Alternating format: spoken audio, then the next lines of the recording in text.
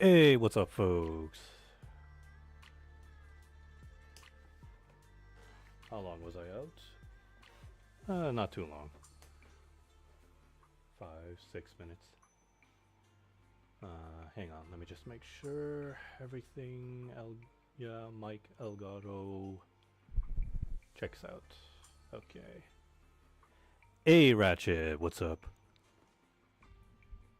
New update, new character, and I lost my 50-50. So I had to get the newest character through pity. Well, I'm sure my luck will be just as bad for Genshin next week, for when I try to get the new 4-star character. As I always say, 5 stars are sometimes they're guaranteed, but 4 stars, nah. I mean, my luck with 4-star characters, especially when they're new, it's not that great. Genshin, hold on.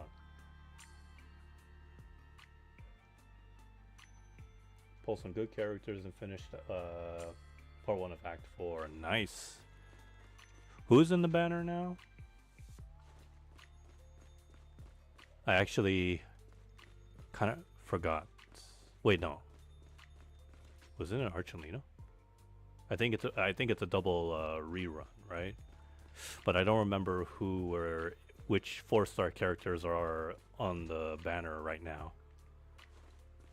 But in terms of 5-star, I do believe it should be Zhongli and Archelino, right? Is that the one of the banners you went for?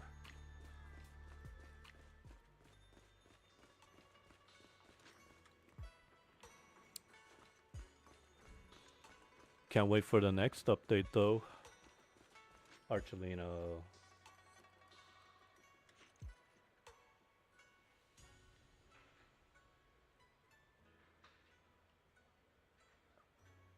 Hang on. Archelino. Why am I having a hard time trying to remember Yunjin? Oh god. When a name is mentioned on the spot, I somehow forget. Oh shoot.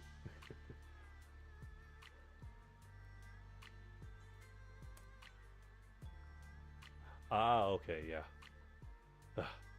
This is what happens when I don't often play as any of the 4-star characters, but I really got to.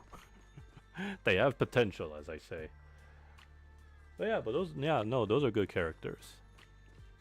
So as a quick note, Archelino,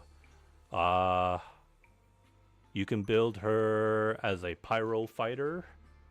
So until you get to Fontaine, if you have any artifacts that have pyro damage and attack, and you could either go for crit rate or crit damage. Yeah, but here's a big fat warning about Archelino. During inside of combat, she cannot be healed by any healers. In co-op as well, especially in co-op, that does not work. Archelino does not receive any healings from teammates or even your own party member. She only heals herself. And to do that, you have to activate her burst. Since you're not at Fontaine, so Archelino does have what Fontaine characters have as a gimmick, where they have something called Bond of Life, which is a little red meter that overlays your HP, the HP gauge. So what that means is, generally speaking, what that means is, when a character has a Bond of Life, they don't receive any healing directly yet. Rather, think of it like no, let me scratch that. How do I say it? Bond of Life. I guess I can just address the negative thing. So yeah, Bond of Life. the character does get healing, yes, but it doesn't heal them directly. It first has to, the healer has to overheal that bond of life. But to Archelino and to some Fontaine characters, Bond of Life does have its benefits, such as it gives them more strength. Or if I recall, the bigger the Bond of Life Archelino has, the bigger the damage she does with her burst. However, generally speaking, Archelino's Bond of Life is what fuels her skill. Like, how do I say it slowly? If you've seen how anytime whenever I played Archelino, when you activate her skill, any enemy that is marked with that little red cross, red X, you have two ways of absorbing that red X. You either defeat the enemy, or if Archelino does her charge attack, just, hold the normal attack button. She absorbs it, and then she gets that Bond of Life. All the while she imbues her weapon with Pyro, which gives her huge significant buffs. And as long as she has enough Bond of Life, then she will keep the Pyro attack. I tried it and dang, she's good. She is. I think it's easy to say she's even better than Mavica. Mavica has her own pros, but Archelino definitely as a Pyro fighter, yeah, she's too good. But she's like a double, but overall she's a double-edged sword. You have to keep an eye out on her health. And again, like I said before, healers are pretty much useless during combat. You can only use her burst to heal herself. Kind of like Hu Tao, actually. So yeah. But outside of combat, when there's no enemies, then she can be healed by other healers. So every now and then, make sure you kind of prep for that. I want to pull the weapon banner to get her weapon before it ends. Yeah, I heard it's a beautiful scythe. I didn't bother getting it because I've only been focusing on just getting newer characters. Until then, yeah, it's unfortunate for me. But I'm sure it's easy pickings for anybody when, you don't have to. Unlike me, yeah, you don't really have to get all the new characters. Sometimes you can just skip certain ones that may not interest you for the time being. Well, then again, unless you're a whale player. Whale players, yeah, they speak a different language. They have a different mindset. A few 4-star and 2 5-star artifacts are recommended list.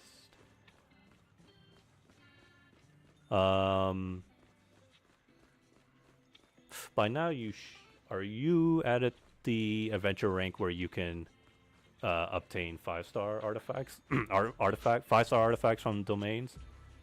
I forget which adventure ranking you have to be, because when you unlock the hardest domain, the hardest level of the artifact domains, then it's all about 5 stars at that point. You do not want to go for 4 stars.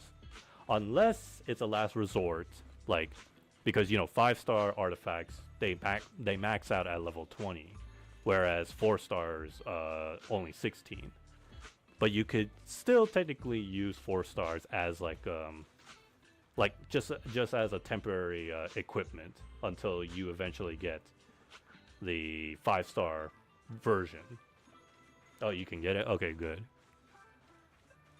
I do things the hard way for myself. I just negate all 4 stars.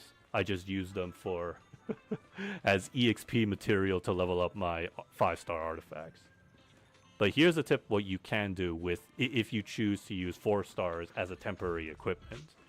So, like I said, you can max it out to 16. So by the time you get the 5-star version, and make sure it has the stats that you want, then you could just swap it out, take that 4-star that's maxed out, and use it to level up your use it as your EXP material for your 5-star. That's what I usually do. Whenever I need a replacement, I could just do that. I do that with 5 stars as well. It's like, if I get a better 5-star equipment of the same piece, just take that level 20 and then use it as an EXP material for the new one. However, keep in mind, even if you do exactly that, even if the artifact is at level 20, it does not guarantee that your replacement will be at level 20 when you use the old one as an EXP material. At most, it will just help you reach to level 18 at most, which is good. At least you get a head start. But if you're lucky, sometimes, like you may have noticed whenever you level up an artifact, sometimes at random, you can get double or ×5 EXP gain. So unless that happens, then you could level up the replacement to level 20 in one go. Same thing happens as you level up the artifact. But yeah, it's all RNG. It always has been. Whatchamacallit. So yeah, now that you've officially have gotten to 5-star artifacts, that's where the fun begins. That is where you have to go through what I go through.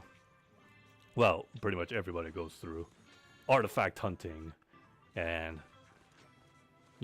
scouring through the same domain over and over until you get the one that fits best for the character.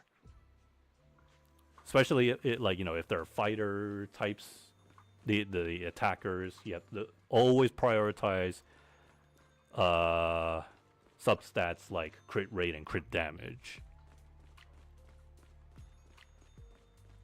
And of course, hoping that as you level up the artifact, the substats, the right one, the substats get a level up as well. But that one's out of anybody's control. That's also part of the RNG experience. And it sucks even more where even if you get an artifact that has crit rate and crit damage as substats, as you level up to 20, it doesn't even the substats don't level up at all, and instead it just goes to either HP or defense. And then you kind of have to suck it up and be like, you're hoping that the next artifact or the other artifacts don't have the exact same result. Or worse, you have to go back to the domain again and grind until you get the right one again. Yeah, and yeah, it's no different than how it is here in ZZZ. At least though in ZZZ, actually no, at the moment you can't even choose substats, but main stats you can. Yeah, well, I know ZZZ is gonna have some kind of special rare item that lets you choose your substats. They did it for Genshin, they did it for Honkai Star Rail.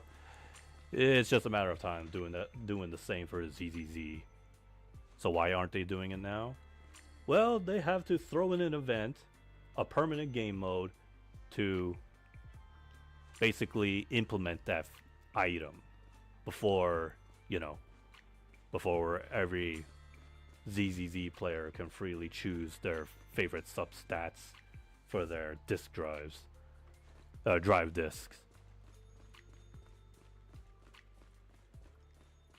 But at the very least, yeah, I mean, it's already been said many times, ZZZ's grind isn't really that bad. They made it way too convenient. Anyway, speaking of grind, that was like one thing I almost forgot to do today. I didn't give her any cores. I mean, the W engines. But the ones that I have do not fit with her style. Hang on. Crit rate, energy.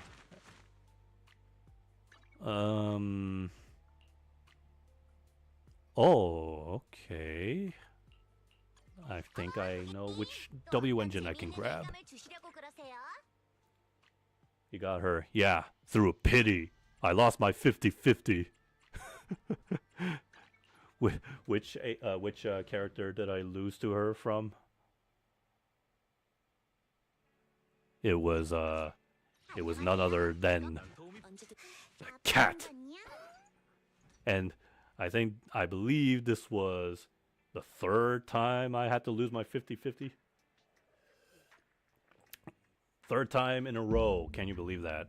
Other times I would get Rina, which I wouldn't complain. But I mean, still, I didn't felt too bad. Yeah. Mainly because she's almost done. She is almost at M6. And when that happens, the next time I get another, when I get another Nekomiya, that duplicate becomes like what? I get like 20 of that thingamajig. What's it called again? It's just like in Genshin when you get like a duplicate character, you get that thing you could use in the shop. So, just one more.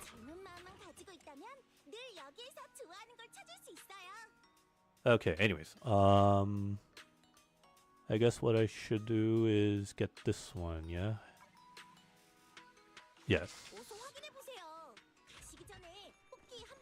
Can't believe her store is still open at midnight. Did you get her W engine? I wish I could. But I'm low on polychromes. And to make matters worse, who is it? There is another new character on the way, but she is not going to be in this update. She'll be in the next one. So after New Year's, yeah, I'm broke. Because I spent it all on her. And again, I lost my 50-50 because of the cat. If it wasn't for the 50-50 loss, maybe I would have considered. But like I said earlier, there's a new character coming out that was teased in the last story. Another member of her team, who's gonna be in the game after New Year's. And you know, I wish I had tons of polychromes, not for just the W engine, but the next for phase 2 banner, we have another S rank agent in this update. That was also shown in the last update story.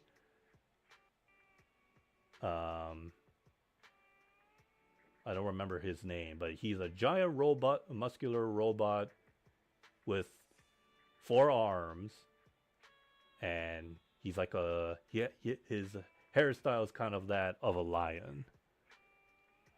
In fact, I think you might be interested in that character, Ratchet, because in a way, when I mentioned about the 4 arms, he kind of almost resembles or reminds me of Azura.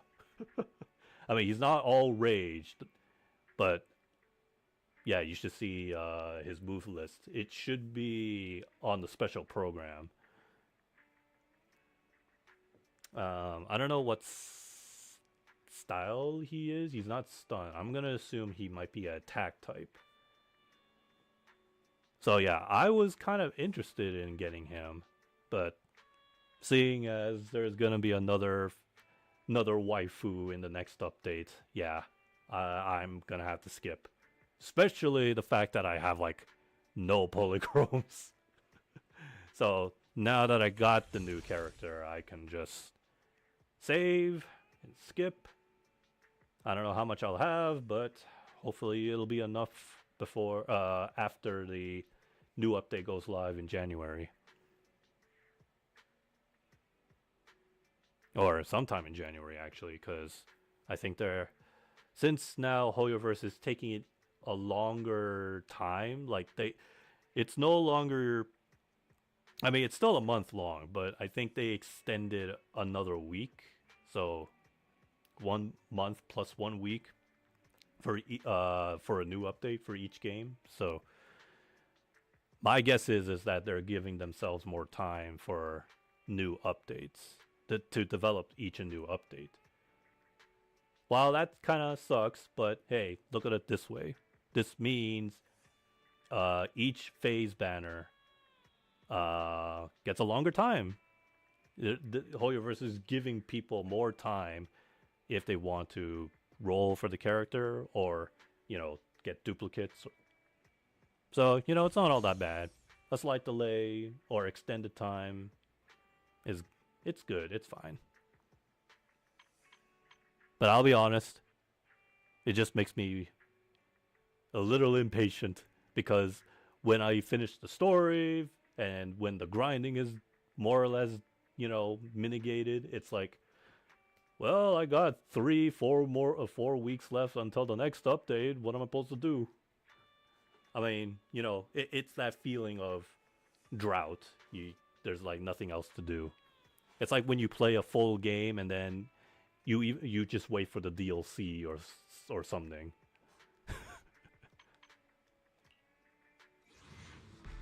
That's the feeling I usually get. I didn't even know there was a new Bang Boo. I already got this new one. Right, so I got the W engine. Usually with new characters, they don't even have developer recommendations. Genshin does give you developer recommendations before the player data comes out. Meanwhile, Honkai Star Rail does the same. Like, they give you developer data, but on top of that, they give players ahead of time before the next update and say, hey, you could grind for this, instead of like going to the wiki or any other website that tells you based on leaks. And sometimes leaks aren't, all that reliable. I've been bamboozled twice in Genshin and ZZZ actually, where some folks on the internet would say this character will have this material, so make sure you grind for it. And then when the officials come out, it's like, what? Nope, that's not the right material. That's the wrong one. Oh well. Oops. That's what happens when you rely on leaks. Even if the source is like, I'd say that the source that I got was like, 90% true. But I guess once in a full moon, they would get something wrong.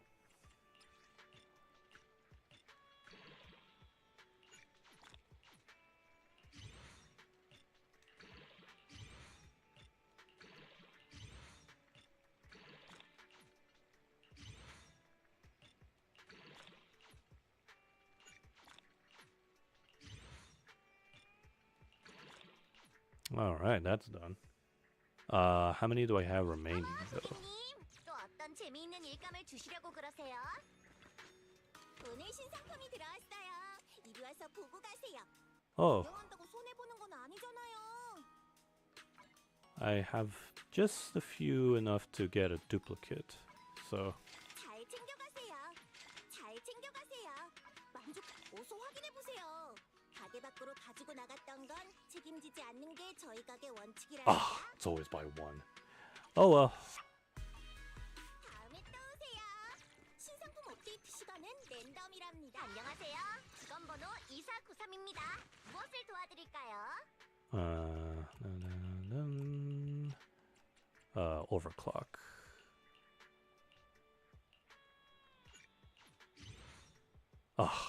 If I only had one more. Wait, hang on a second. 급할 거 없으니까 할 말 있으면 천천히 해. Do you guys happen to have one?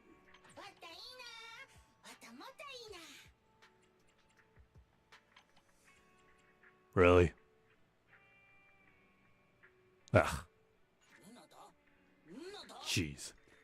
I wonder if it's the same in the other in the Lumina Square and Lumina Square.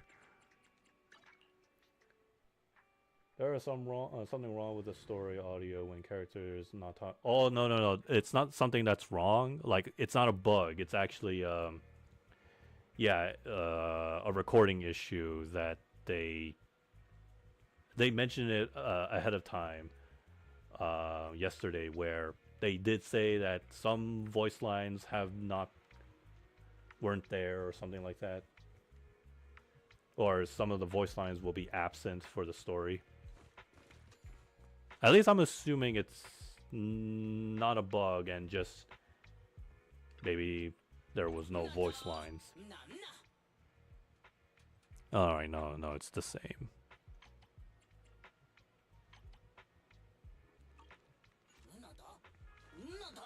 But I don't know if that applies to just the English dub, or I'm not sure about the other dubs. I haven't started the story just yet. I'm gonna do them in fact right now, but I just wanted to yap a bit because I am not pulling off what I did last time. I was falling behind. I was busy with the grind for so long. I couldn't even do the story until a day before the update went live, so I had to do the skip option. But I did my best, of course, to follow the story. Some dialogues that I could not skip. Of course, no, I did not skip like the CGI cutscenes. No, as if I ever want to skip those. But yeah, that's when I thought, yeah, you know what? Why am I waiting? I might as well just do them as soon as I can. Although funny I should say that, because Honkai story, I'm 2 stories behind. two acts behind. But that's fine. Honkai's update is not until January actually. They're skipping a major update this month, I think. But yeah, at least Genshin and ZZZ, they're having their update. Well, yeah, Genshin coming up next week.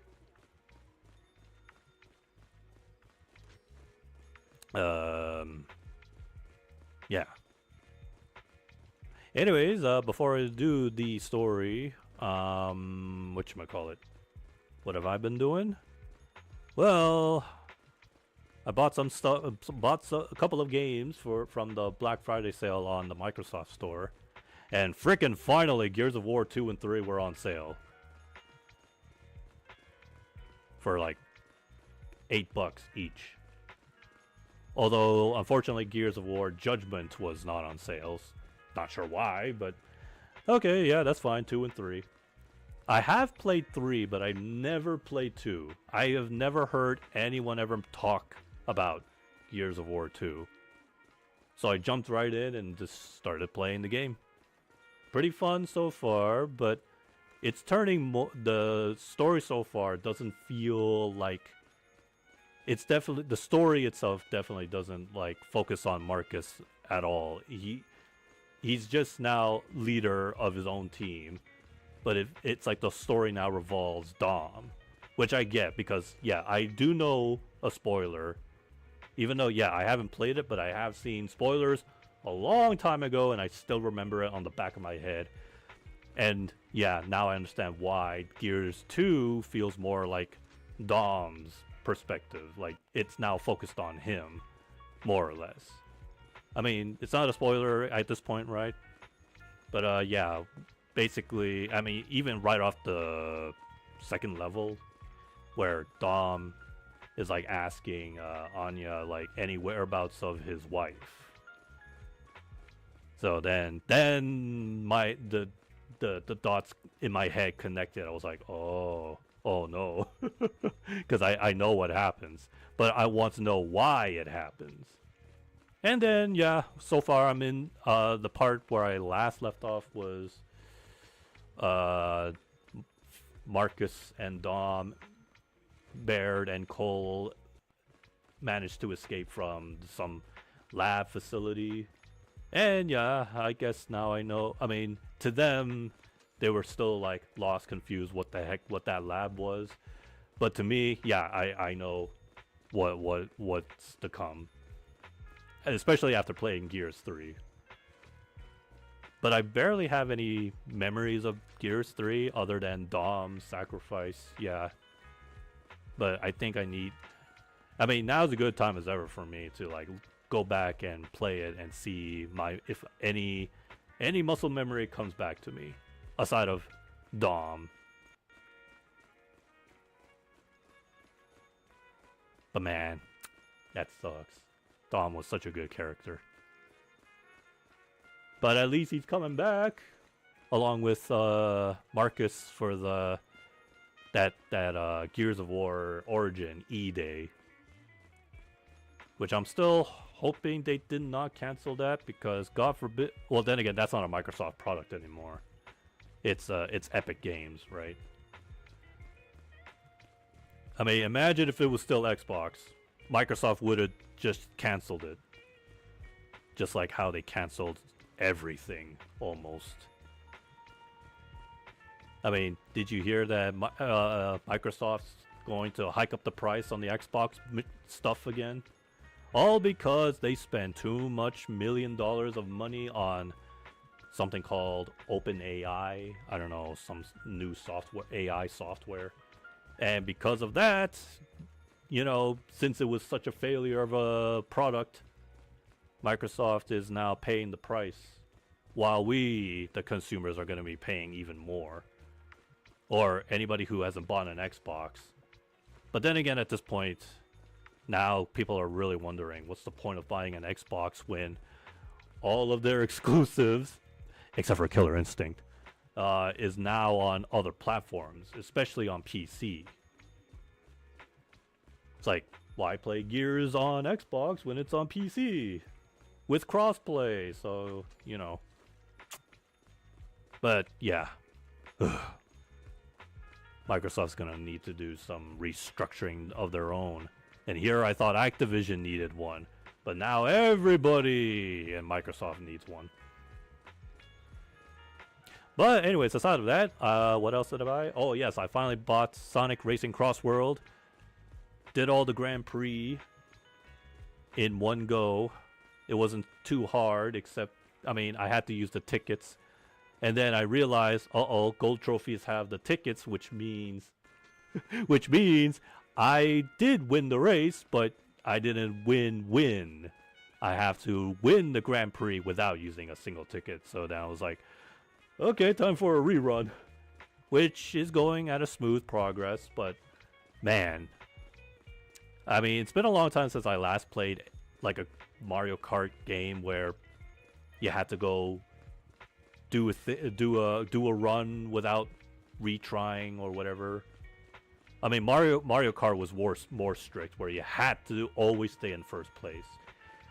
Sonic Racing Cross World, it's not too bad as long as you get first place. That's fine. I mean, unless you're gonna tell me there's another achievement where I have to be in first place for all 4 races.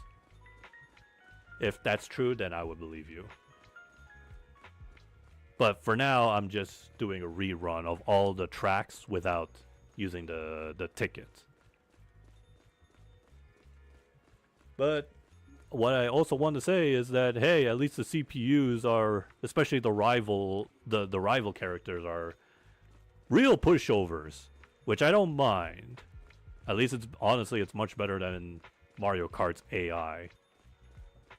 And But I'm not gonna lie is that, dang. I mean, I know I know I have experiences from Mario Kart. You know, 1 minute you're in first place, and then suddenly somebody from the from the 6th place, 8th place, whatever, throws like a blue shell, or in this case for Sonic Racing, King Boom Boo, and I'm like, what the fuck? And then I'm forced to like restart the whole run because, you know, I'm not allowed to use them tickets. Overall, though, I mean, and then I guess the other nitpick I have is the drifting. And yeah, it may be just me, and I understand each vehicle does have like different handlings on drifting, but man, I'm like not even drifting inwards too much, and yet I am drifting. Somehow my vehicle drifts way too close.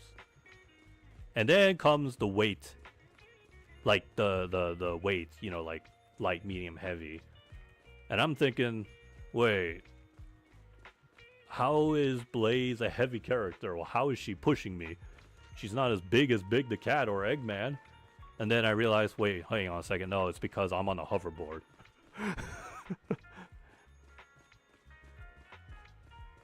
But then, no, even when I was driving, using like, like even a I was using speed. Still, I was getting pushed over like I was a lightweight character in Mario Kart. And I'm like, what is going on? Is this how the game, how bumping into each other in Sonic Racing works?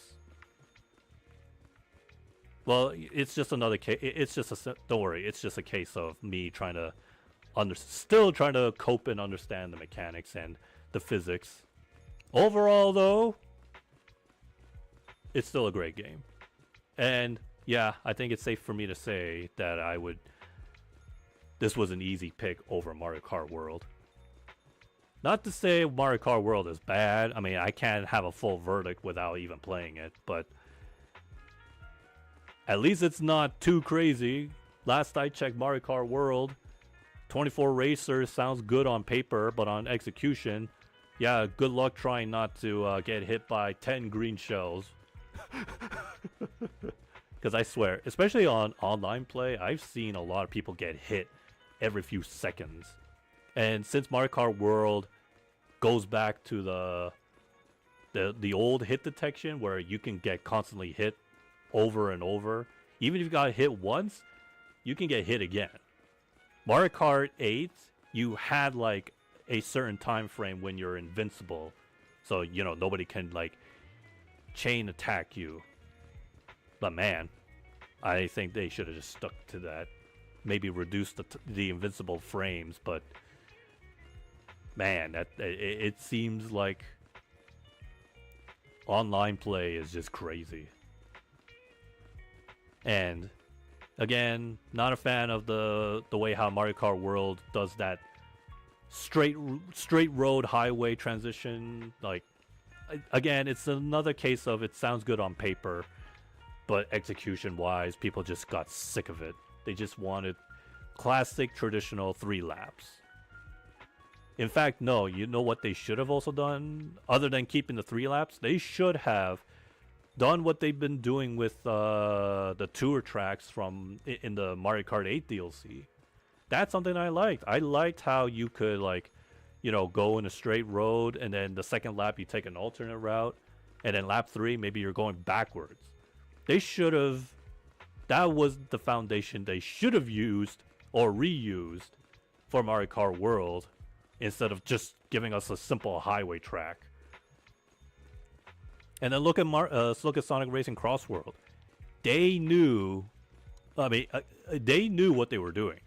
They learned from Team Sonic Racing, where Team Sonic Racing was simple, and you know it was like, you know, they stripped away a lot of things and made it bare bones of a sort. But yeah, they looked back at a better racing game, which was Team Sonic Racing, and then they thought, hey, yeah, you know that moment where players, the racetrack would transition to a different road in lap 2 and 3? Let's do that. Let's do that again for Sonic Racing Cross World. And that's what I liked about Crossworld. It's like once you cross that first lap, well, get ready for lap 2 to be something different. Because yeah, you know, you change to a different world. And then lap 3, you're back to where you go back to the main stage. Sure, it's just like the same as lap 1, but now there's a difference. Like in the museum stage, the bone dinosaurs are alive, they become hazards. That water mill spinning red thingy starts moving. That's what Nintendo should have done with Mario Kart. Make each lap have a different have like a transition that changes, rather than again straight road and that's it. Oh yeah, but watch out for trucks and cars and that's it. I mean, hey, at least I'll give Nintendo one kudo. You get to drive a truck, or sorry, hijack a truck, and start running over not only racers but pedestrians and other drivers. But it's okay. Mario is not a murderer, right?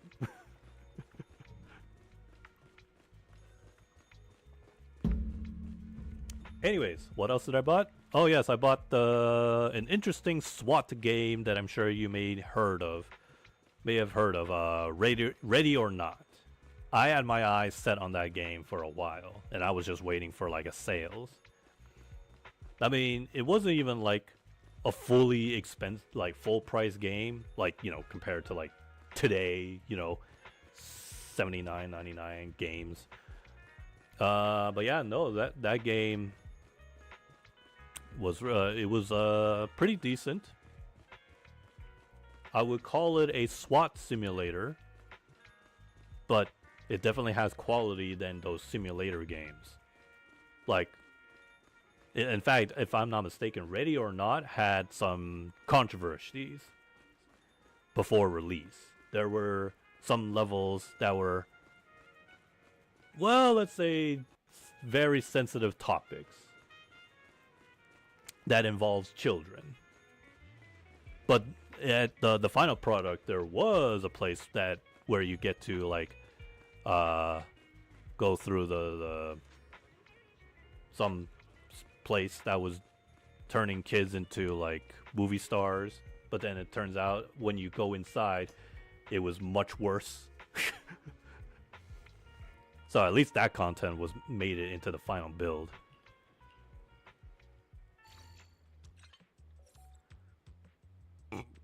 Excuse me.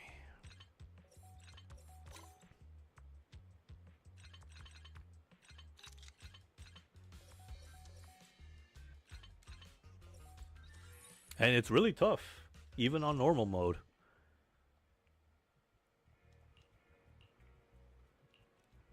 They give you all the tools to carefully navigate rooms after rooms.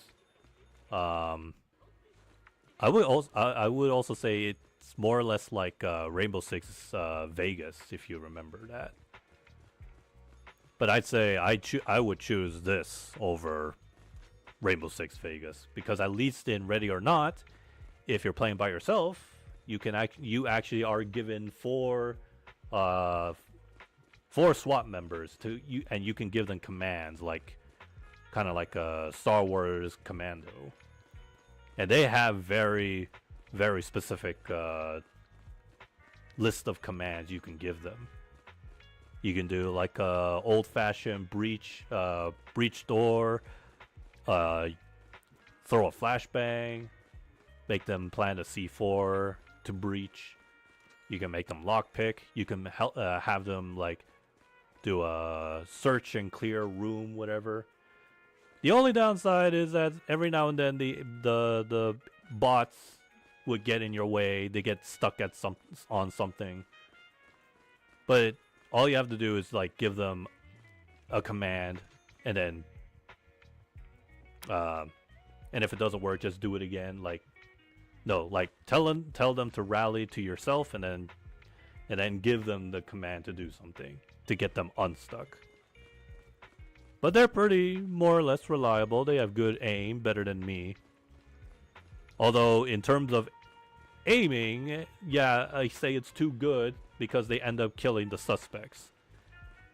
And you do get minimal points, but you get bigger points for apprehending suspects than, killing them.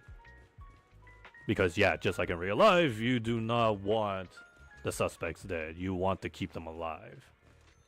For interrogation. But no, in Ready or Not, that there is a ranking system on how well you do. How many civilians you save, which you want to go save all of them. How many side objectives you complete, and yeah, like I mentioned, you have to apprehend as all the suspects rather than killing them. And speaking of the suspects, what's very on point detail about the suspects is that they can be intimidating. They can, since it is a SWAT simulator game, you have to tell them to, drop the gun, tell them to get down. And sometimes they might cooperate while also throwing a bunch of slurs at you, insulting you. I mean, yeah, of course. I mean, even the civilians talk trash about you because you have to restrain them. But yeah, sometimes they could pretend to go down on their knee. I mean, they go on their knees for a few seconds, but as you approach them, sometimes they can just get up and pull out their pistols. Other times they can even try to sneak away. It only happened one time. Maybe it was a bug, but one suspect, I cuffed him, but then he somehow got away, and then just surprised me in a corner. And yeah, started shooting me with a pistol. And I was like, dang, I guess the suspect had a knife to cut himself out or something. But yeah, it's really nice detail. And you can just feel the tension and pressure, which you get a clear idea that's how SWAT officers deal with every day, or every now and then, But yeah, it's a really good game and tough. I don't mind it. Oh, God forbid, I would never play on the hardest difficulty. The game does have online play, so you can do the missions cooperatively. And I think it does have cross-play functionality. And while I don't think the number is the same today, because Ready or Not came out a while ago, right? But yeah, it did sell in the millions, so hey, that's good for the developers. And apparently the game also has some kind of association with Epic Games. You have to have an Epic account or something. I don't know. I don't have one, but I didn't really need one to play it, which is good because I don't see myself in need of that, especially when I paid the game while it was on sale.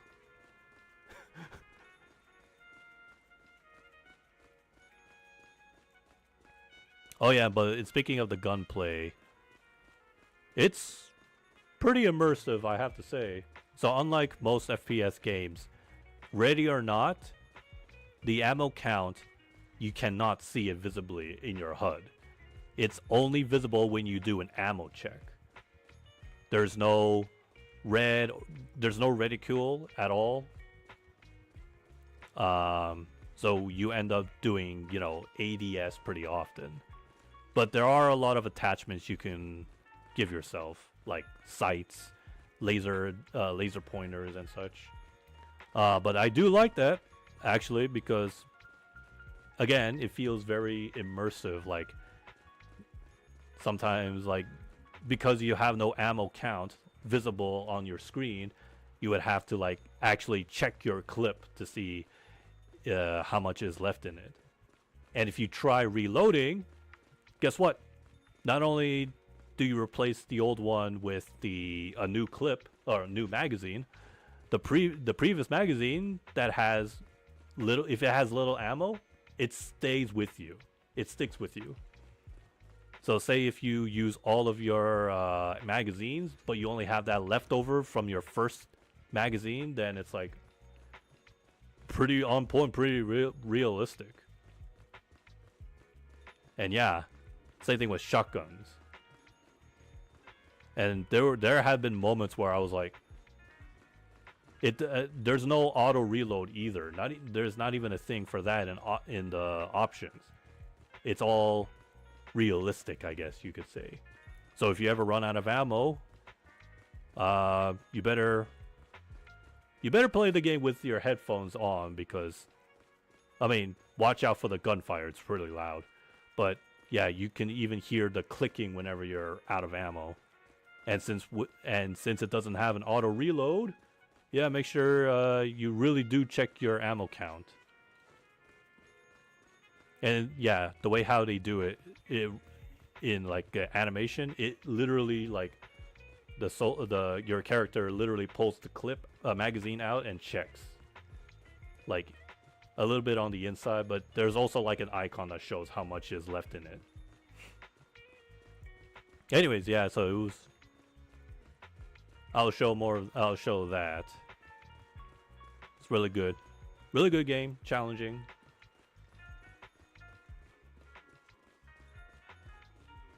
And some really decent customization.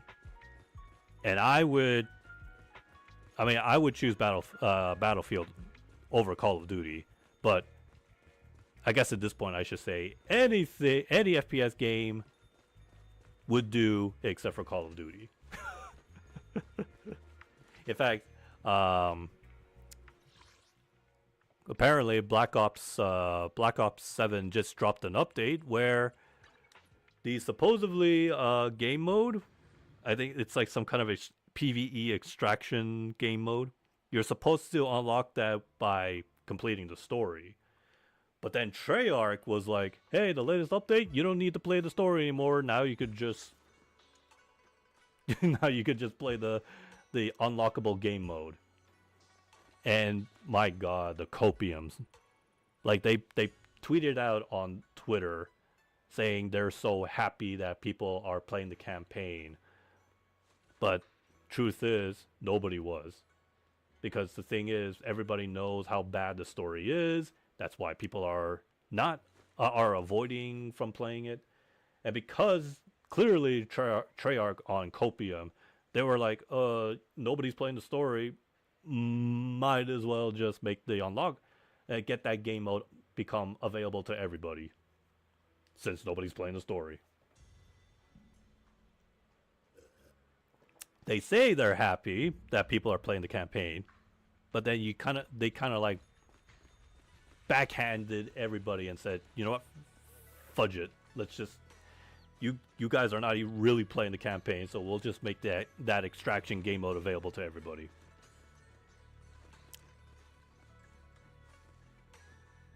There's Copium, and then I guess Acceptance.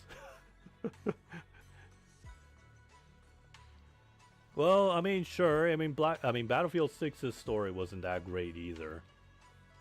But that's not what you play Battlefield for. You play it for the multiplayer. Now, somebody could argue and say, same thing with Call of Duty. But here's the problem. And I think longtime Call of Duty fans, or old ones, really old ones like me, would tell you that Call of Duty was not only best known for its multiplayer, but so was the campaign. You have the original Modern Warfare trilogy. You had World at War. You had Black Ops 1. You can't tell me those campaigns meant nothing. Why do you think people still meme about Mason and the numbers? What about when Makarov pulled off No Russian? Or how about when Soap died in Modern Warfare 3? At least that one felt more dramatic than how the new Infinity Ward handled that with the new Modern Warfare 3. And nothing tops No Russian. I'd say the playing sequence in Modern Warfare, the reboot Modern Warfare 3 comes close, but nah, man. There was a reason why No Russian was like considered the best and most controversial level. Even Fox News got into it, okay? At least they didn't come back and reminded themselves when the remastered Modern Warfare 2 came out. But yeah, point being is that Call of Duty had it. They had good multiplayer and a good campaign. Now, they got nothing. They got nothing but Warzone, which is still bad in business. But Battlefield, sure, not really no best. We already know their campaign isn't great, except for Battlefield 1. 1, I heard, is great. But they never lost their touch with multiplayer. Okay, well, except for 5 and 2042 and their spinning helicopters. But 6 reminded everybody why Battlefield multiplayer mattered the most. Or the multiplayer section was what mattered the most. So, anyways, yeah. Any shooter would do except for a Call of Duty. It's done.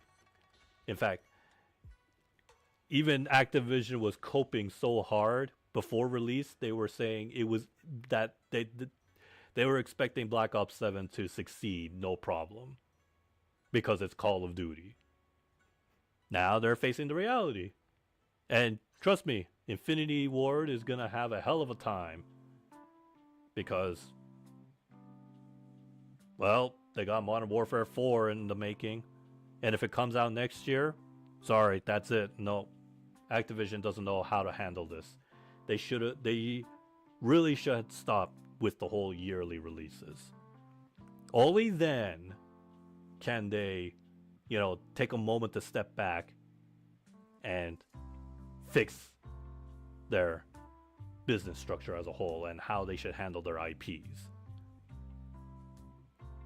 Anyways, moving on. What's going on here? Oh, so there is no voice line. Uh-oh. So no, it's affecting all the dubs. Oh man, there goes my immersion. I guess that means they didn't get either they couldn't get the recordings done, or maybe they didn't have time to fill that up in the audio files. Oh well.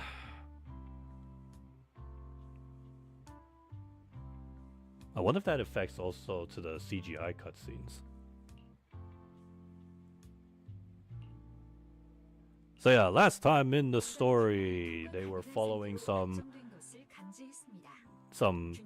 Wait, no, Fairy has a voice. Okay, no, now the voice is working. What the fudge? Oh no, some lines they had recording and some don't. Okay, now I'm confused. Or maybe it might be a bug.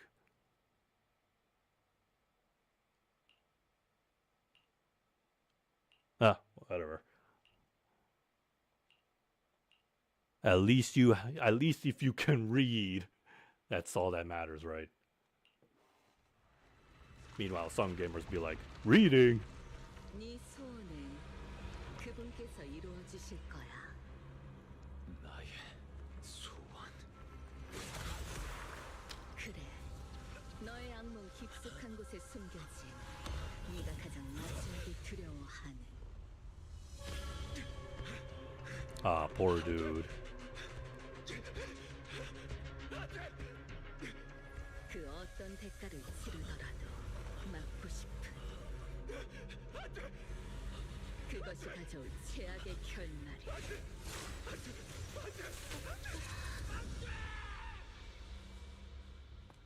네 소원은 이런 Oh, 일이 come on, 실제로 dude. You really 일어나지 think she's 않게 gonna be 하는 dead? 말이지. 창조주께서 내게 주신 권능은 너의 가장 짙은 공포를 일시적으로 무로 만들지.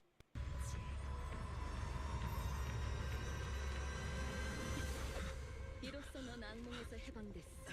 하지만 네 동생과 그 검의 연결을 끊는 것은 창조주만이 유일한 힘이지. 빛나야. No wonder this guy's never gonna be isn't gonna be playable. But I mean, to be fair, he does seem to have that generic NPC design.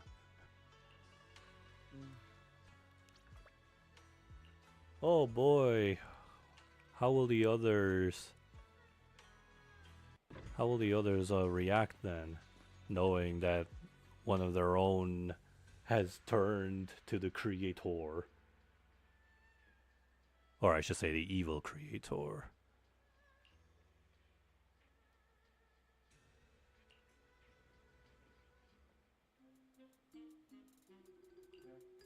Yeah, we've already encountered you last night. Oh yeah, by the way, yeah, this is the new character coming out in the next update. I think her weapon is just a straight sword, I think.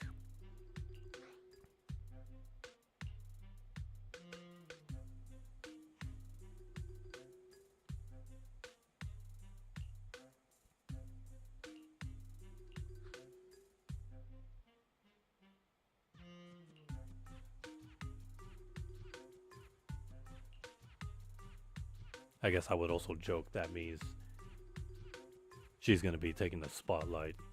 And the fact that she will be playable soon and not the other guy.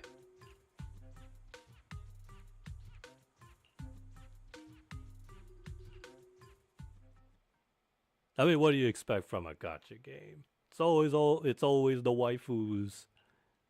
We all know they sell.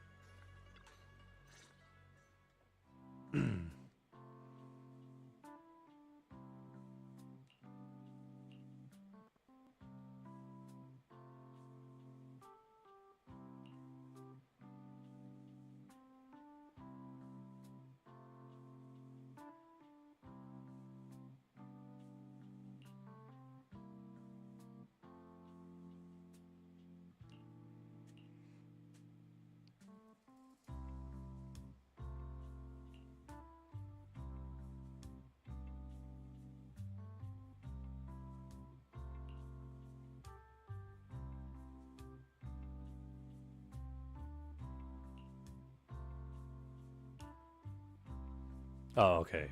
I was unsure, but okay, so they are siblings.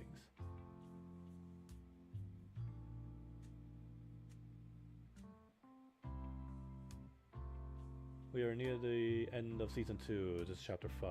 Maybe, maybe not. I mean, we'll see at the end. Although I'm pretty sure I'm not gonna get to the end tonight.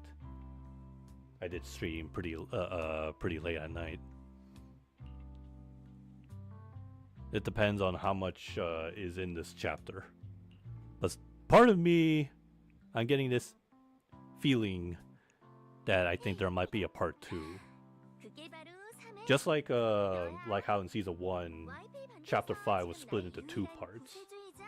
And then there was an epilogue. But then there was like an interlude or something like that. So I think that's also a possibility that, yeah, this one might not be the end after the end of this. I think it'll be like, yeah, split into parts and then have an interlude maybe. 일단 사절하고 몇 번 더 불러주라. 안 돼? 아니야, 당연히 되지. 사절. But I guess it makes sense. I mean, yeah, ZZZ came out in April, didn't it? Because by then, and no, 사절하는 호칭을 아직 충분히 듣지 that doesn't mean the next season is in April. Because, you know, Genshin came out in September, but it already started its 6th season now they're calling it Luna, but we know it's called season 6. Season 6 came out in like what, September or August, around there. 아쉽지만 다 So either January or February will be the end of the season, and then we're gonna jump right into season 3 with new locations, new characters, and a whole lot of 챙기신다고? gachas.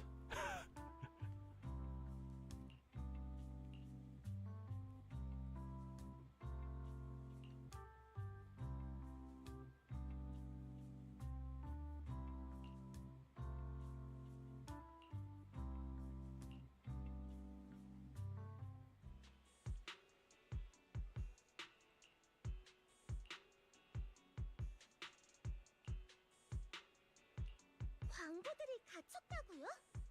호르살루맥스에서 내린 생산 구역이 아니야.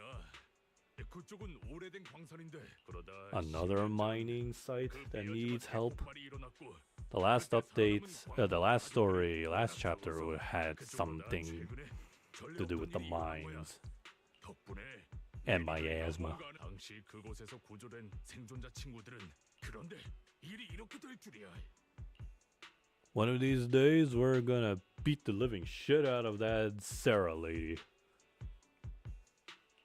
And I bet she's gonna lose it. She's gonna, 광산 예타면 when she faces the consequences of her actions, she's gonna freaking flip out. And then maybe she'll turn into an ethereal. Whatever form she'll take.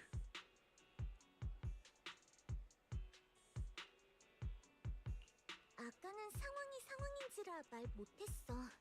그동안 넌 사실 YP 반도에 와서 우리는 루프꾼이었구나. 엄청 특별한 재능이 있었네. 어쩐지. 맞아. 돌아가서 오빠한테 상황을 설명하고 곤경에 처한 사람을 돕는 건 나랑 오빠는 사실 반학 사부님과 전부터 알고 지내던 사이거든. 오랫동안 안부도 못 전해 그런 그분의 제자가 어려움에 처했는데 빛나도 반학 씨와 아는 사이였구나. 우리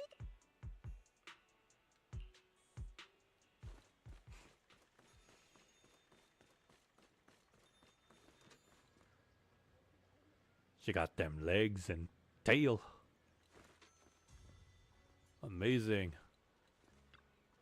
Amazing that she wields a sword while having long hair and a fluffy tail. 공동 내부에 있어 일시적으로 연결할 수 없어. 공동 아니라고? 잠깐만. 방해해서 미안한데 사명 종합 인공지능인 페어리는 And Fairy. 수석 조수이자 공동 가이드, 정보 처리 도움. If I recall from the very beginning, Fairy was this AI that was in that safety vault that the Cunning Hairs managed to take. And then Bell and Wise thought they could they just simply installed the chip into their hard drive, and then Fairy came to be. But in that sequence, when they plugged her in, they foresaw like some kind of like apocalyptic future of some sort. All in all, I'm saying Fairy may be more than just a helpful AI with a sense of humor. It's just like how we looked at Paimon, who, if you remember, was fished out just, I don't know, out of nowhere, no backstory, and Paimon even says she has no recollection of where she came from. So it's like Hoyoverse does have that habit of bringing in like mascot characters of a sort with no backstory yet, but there's like so many suspicions of their existence. 이런 얘기는 나중에 다시 할까? Like, can we really trust Paimon? How long until Paimon suddenly turns out to be 내가 직접 something 제일 related 알아보고 to the 싶어. end game? 그 편이 더 재밌을 것 And same 같아. thing with Fairy. 공동에서 사람들을 She's an 구하는 AI, but who 나는 built 알겠습니다. her? 빛나 씨의 Who could 학습 build 진심을 such a 존중합니다. highly 당신과 함께 따뜻하고 acceptable AI? 만들어가길 기대- An AI who's actually really good at her job. Not like the AIs we have today. 알겠어. 이번이 파이톤과 빛나의 첫 번째.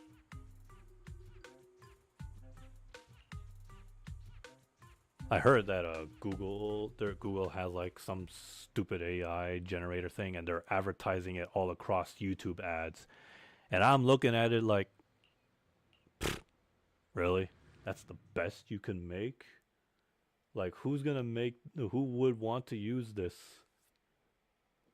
I mean, somebody would use it. I wouldn't mind if people use it just for the shits and giggles. Like, if people were not taking it seriously and just made some funny videos. But when it's something like AI art where people say, hey, I'm an artist, I'm gonna use this 어라? to make a masterpiece. 이젠 이런 And then 꼴인가? when it comes out, sorry dude, but your character has 7 fingers in each hand. What are you doing with life? You want to learn how to draw, be an artist? You can start by picking up a pencil and a paper, and there you go. Unless you want to go back to elementary school, because that's where you start becoming an artist. Learn the colors and all that. I know that sounds insulting, but they deserve it. I mean, think about it. Art class was kind of like mandatory for most schools, most students. It's not until what, high school, where you can choose not to take it anymore. So I don't know why people would want to use AI. I mean, again, unless they're doing it for laughs or memes, that's fine. I will excuse those people, especially when they say they're just doing it for fun and not claiming themselves as professional artist or professional animator. No. Anyways. 전에도 이런 꽃을 본 적 있는 것 같아. 전에 착시 아저씨가 했던 렘리안 공동의 미야즈마가 마치 썰매처럼 이것도 미야즈마가 약해지고 있다는 징조 중 하나겠지. 미야즈마가 휩쓸고 간 자리에 생명의 흔적까지 나타나다니. 그런가? 나도 이 하얀 꽃을 본 적 있는 것 같아. 그건 됐고, 일단 구조가 I had a feeling. 공개예술로 장애물을 제거하자.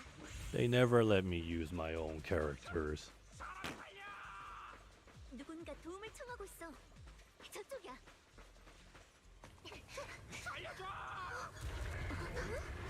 네, 고객님.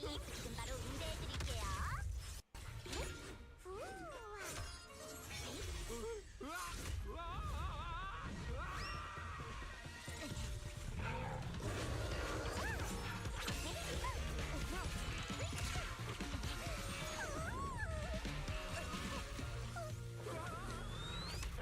고객님, 만점 평가 부탁드립니다. 그리고 전에 남겨주신 불만 사항과 나쁜 평가는 삭제해 주시겠어요? 그렇지 않으면 Otherwise, she'll stomp you with her high heels, and I know he's probably into that kink. 너 이번 평가가 나한테 얼마나 중요한지 알아? 입은 좀 다무시고 걱정은 그만하시는 걸 추천드려요. 대책 없이 그런 걸 뭐라고 하더라? 사고라고? 멋대로 행동하는 바보를 혼내는 건 오늘 제 업무 범위에 포함되지 않거든요. 전 그저 고객님들을 도와 문제를 해결할 수 있는 지름길을 최대한 신속하고 효율적으로 찾는 저를 미취학 아동 셀프 서비스 가이드북으로 생각하시면 돼요. 공동 내 아기들을 위한 다이아린 또 만났네. 그런데 탑스 부서관 고객은 먹고 살기 힘든 세상이잖아요. 일이야 많으면 She do a 많을수록 bayonetta 좋죠. move, summon big fist and 두 분은 구경하러 오신 건가 봐요? yeah, she's able to do that with that ring she pulls out. 친구랑 돌아왔어. 다이아린도 구조 중인 거야? 우리랑 같이 갈래?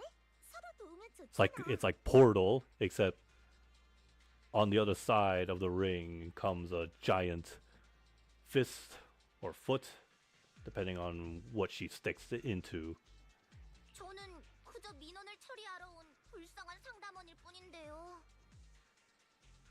그래도 서로 아는 사이니까 돌아가서 제 오늘치 실적 달성을 위한 It's funny 긍정적인 how 평가를 몇개 the 남겨주신다면 faction team that she's from 도와드릴게요. is called Krampus. And I feel like they purposely chose that, and the fact that this update came before December. 이놈의 Yeah. 입이 문제지.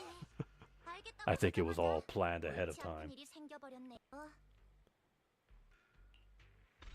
But I'm not. I think the name Krampus are actually initials, just like how Hand and Tops are also initials. Press any ally skill button. Oh, okay. New waifu will be summoned, unleashing an X attack. Enter a cooldown.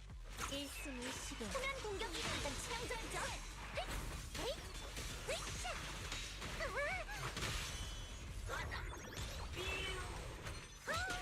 Oh, so that's what he does. He shoots a beam out of his forehead. 당신도 운교산의 수행자님이군요. 운교산이라니. 저 아니야. This is not my build. They never let you do. They never let you use your own build. Anything here? No, I mean, not yet. At least there's a new section, right? This. Oh no, can't open up the map.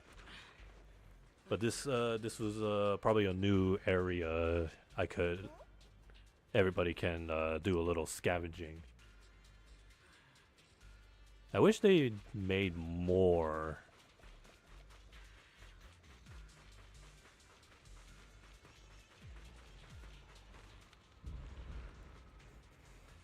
They've only made one in the last update. And then, yeah, let's see how many there are in this one.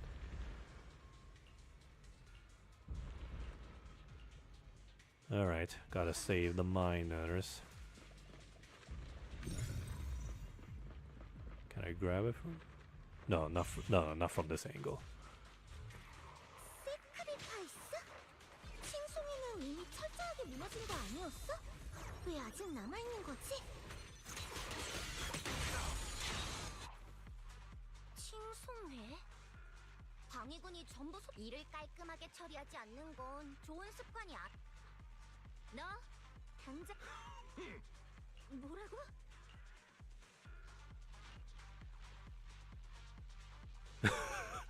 빨리 말 안 하면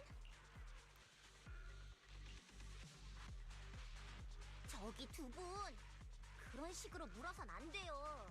상대방에게 말하기 싫은가 본데 상관없어요. 하지만 같이 있는 칭송회에서 알바 뛰시는 선생님, 방위군에는 당신들의 그 회사가 망했는데 사장 빚을 대신 갚아주는 꼴이라니.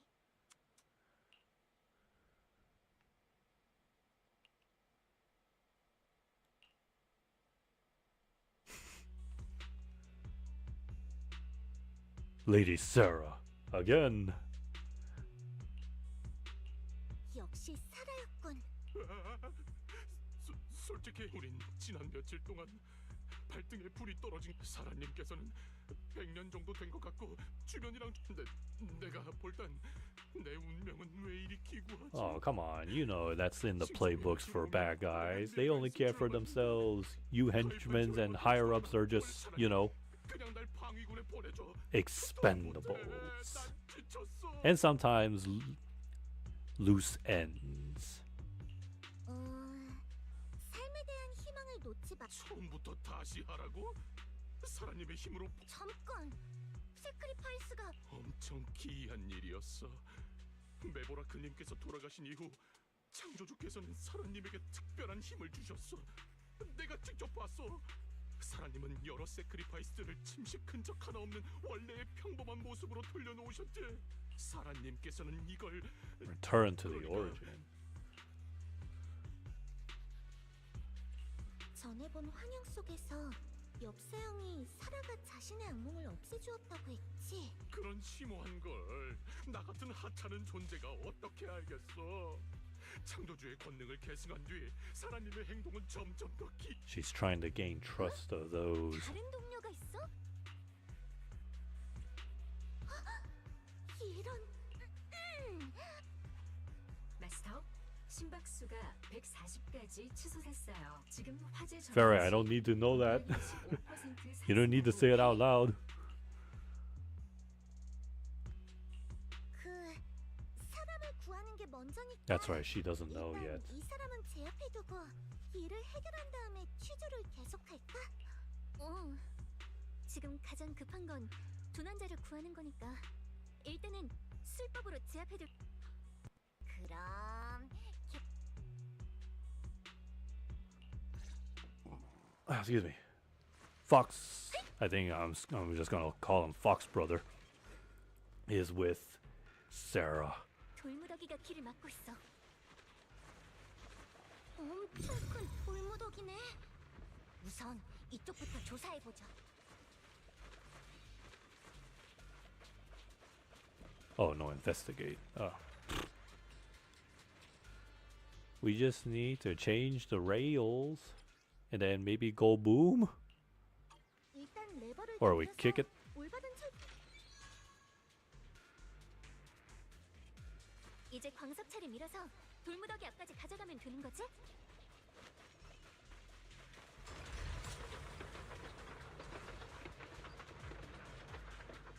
Oh, there it is, yeah. Oh, okay, no. She's got more than a straight sword. She has like... I don't know what I want to call that.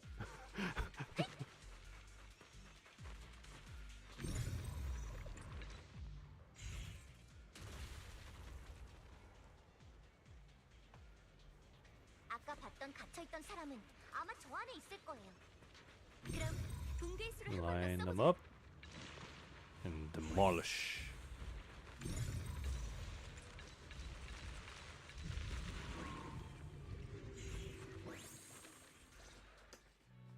구해주셔서 감사합니다. 저는 링첸이라고 해요. 여러분은 전 직원번호 2493 다이아린이에요. 별 말씀을요. 제목이 너무 거창하면 시스템에서 짜고 치는 거라고 판단할 수 있으니까. 네? 내 친구가 그냥 농담. 난 베리야. 웅규선의 제자고 지금은 근양관에서 수행 중이야. 이쪽은 그리고 내 조수 이아스도 있어. 우린 이쪽에 미야즈마. 그렇군요. 정말 면목이 없네요. 얼마 전에 어떤 광부가 사부님을 마침 그때 사부님께서는 다른 일로 외출 중이신데다 렘리안 공동의 미야즈마가 좀 얌전해졌다. 그런데 제가 You fool! You foolish fool! 광 You can't just go in just because the miasma's been reduced. 반학 사부님 말하는 거야? 맞아요. 다들 반학 씨와 연이 좀 있거든. 얼마 전에는 반학 씨가 그랬군요. 아직 공동 아니니까.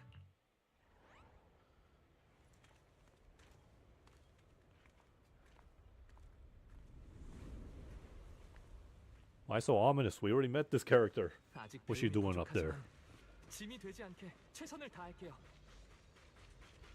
너무 부담 갖지 마. Another member of Krampus. 또 I think her name is Zhao. 나타났네요.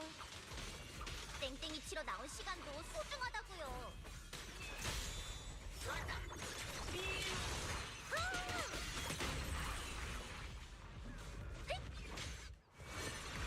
끝이 없네. 한 번에 치워버리자. 차! 여기 있거든. 수많은 망자의 목소리를 들어봤지. 그런데 왜 너 자신의 마음속 외침에 귀 기울이지 않는 거지?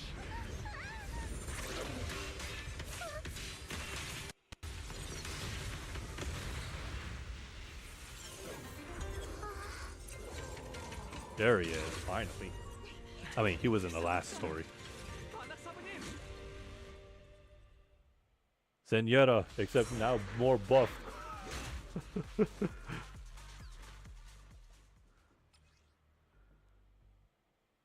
Oh, you get to use them. 반학 씨는 매번 히어로처럼 등장하시네요. So I don't remember what his play style was like. 내가 왔으니 걱정할 거 없어. Oh wait, no, there was no no trial.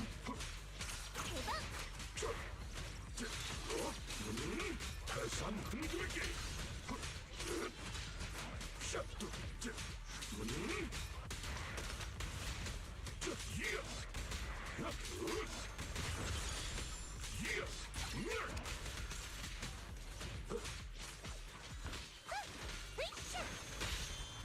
저쪽에서 아직도 악이 날뛰는 것 같고.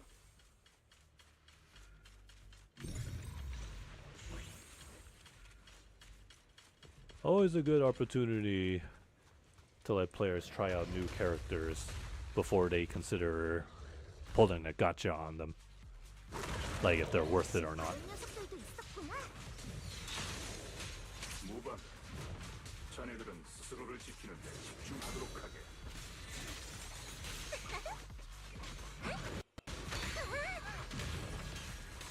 잡담은 이번.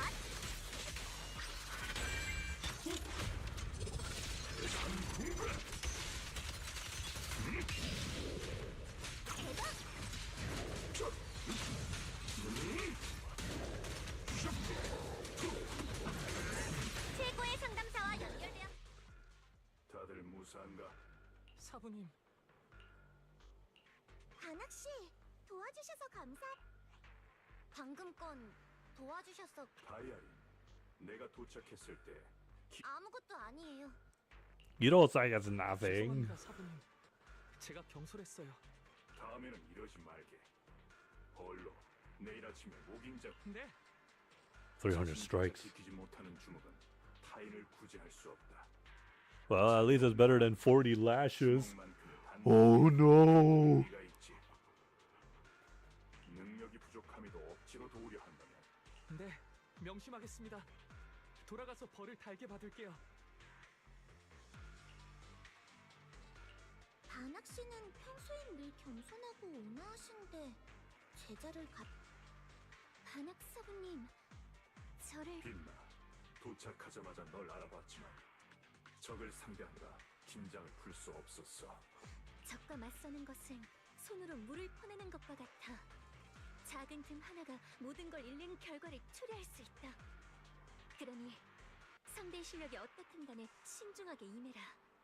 라고 사부님께서 어릴 때 저랑 오빠한테 가르쳐주신. 오랜만이구나. 키는 좀 자랐지만 마음은 여전히 맑고 순수하고. 빛나도 반학 씨의 제자였던 건가요? 가르쳤다기엔 지나치게 부족했다네. 단지 빛나와 석연이 의현사부를 스승으로 모시기 전에 지금 도장을 운영하는 건 그저 배고픈 이들에게 물고기 잡는 법을 가르쳐. That's all. I don't think so. 빛나 씨도 운규산 의현문주의 제자셨군요. 운규산에는 천재들만 있다고 들었어요. 은규산이라. 아까 같이 싸울 때부터 말하고 싶었는데 빛나 씨의 검집은 꽤 흥미로운 물건인 것 같네요. 은규산의 옆빛나라. 여기 봉인된 게 바로 그 청명검인가요? Sure. 청명검이라고? Also, that's what's inside. 너... 어? 왜 그런 걱정스러운 눈으로 봐? 의연사부님께서 청명검의 부작용을 excuse me. 알려주셨어. 방금 몇 번이나 검을 썼잖아. 어디 불편한 곳은 없어? 괜찮아, 괜찮아. 사부님이 청명검에 얽힌 무거운 이야기는 해주셨어도 검집에 관한 이야기는 안 해주셨나봐. 걱정 마. 이 검집은 사부님께서 오랜 연구 끝에 직접 만드신 거야. 청명 검집만으로도 나 스스로를 지키는 데는 충분해. 봉인을 풀고 검을 뽑지만 않으면 아무 문제 없을 거야. Oh yeah, I think she mentioned that in the first chapter, I think. 정말? 응, 정말. 진짜라니까. 사실이라네. 의현사부가 그림 말하더군. 진짜 깜짝 놀랐네. 내가 함부로 빛나를 공동에 데려온 바람에 그래도 빛나 부디 신중을 기해야 해. 네네. 걱정하지 마세요. 사부님께서 제게 여러 차례 폐관 수련을 시키신 것도 다 이 검집의 효능을 높이기 위해서였거든요. 그리고 부탁 하나만 더 드리자면 제가 지금 와이페이 반도에 있는 건 다른 사람들한테는 비밀로 해주셨으면 해요.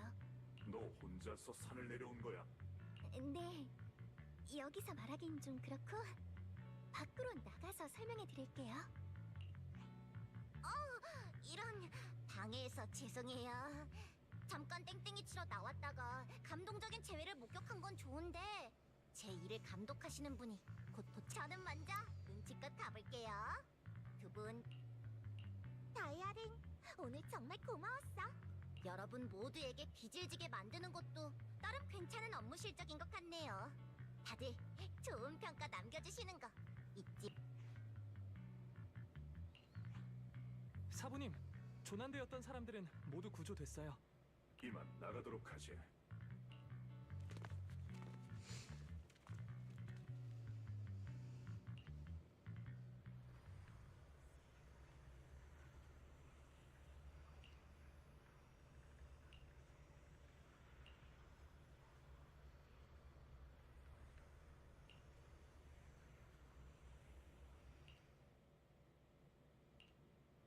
에? 영업 모드 가동.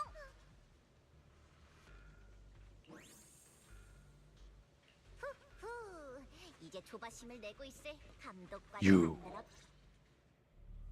친절한 사람 역할을 해보니까 어때? 친절한 사람 역할을 한 게 아니라 그냥 좋은 평가로 실적 좀 올릴 겸 새 친구들을 도운 거거든요. 역할에 상당히 몰입한 모양이네. 동료로서 충고 한마디 하자면 너의 임무를 잊지 마.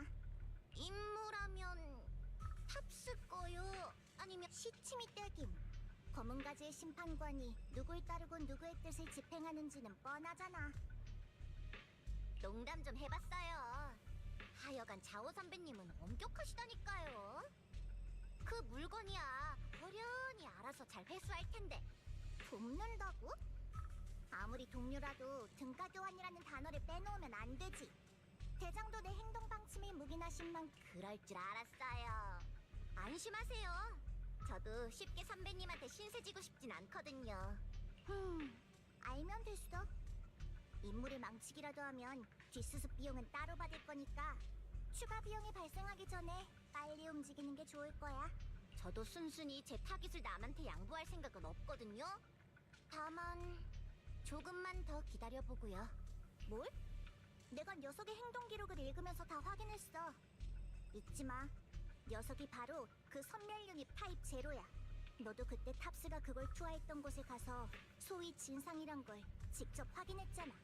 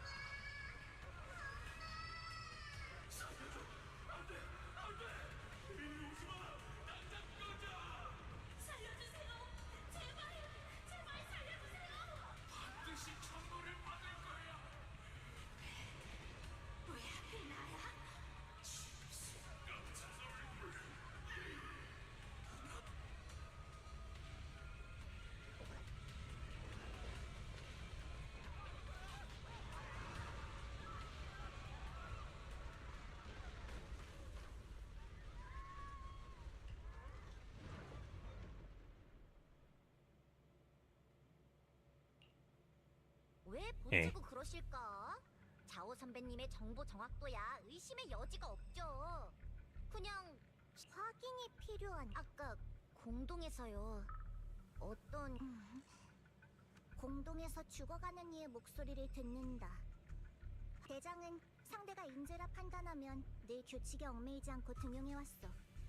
그 사람이 검은 가지에 도움이 된다면. 에이, 제가 제일 좋아하는 자오 선배님이 절 이렇게나 경계하시다니. 저 진짜 좀 서운해지려고 해요. 그건 뭐? 네네. 그래서 재밌다는 거예요. 공동에서 나는 이상한 소리야. 저한텐 그저 식상한 일이잖아요. 설마 전 이미 죽었는데 그걸 잊은 채 선배 앞에 서 있는 걸까요? 너도 참 임무 수행 중엔 그런 시시한 농담 좀 적당히 해. 상황은 알겠어. 근데 다시 한번 말하지만 최종 목표는 잊지 마.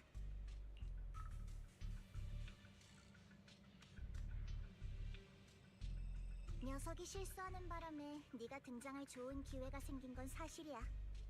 하지만 공을 세우 그리고 난 그런 불안정함이 So they're not working for Tops? It's a double agent kind of thing? That's what it seems like. Sounds like they're implying that. Then I wonder who or what is this Krampus organization and what do they do? Are they on top of Tops?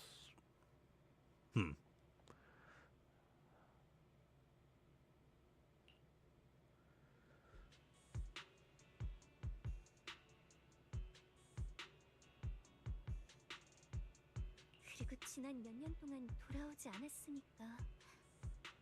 그러니까 그 네가 여기 있다는 걸 의협. 정말요? 다만 그 전에 약속 하나 해줄래?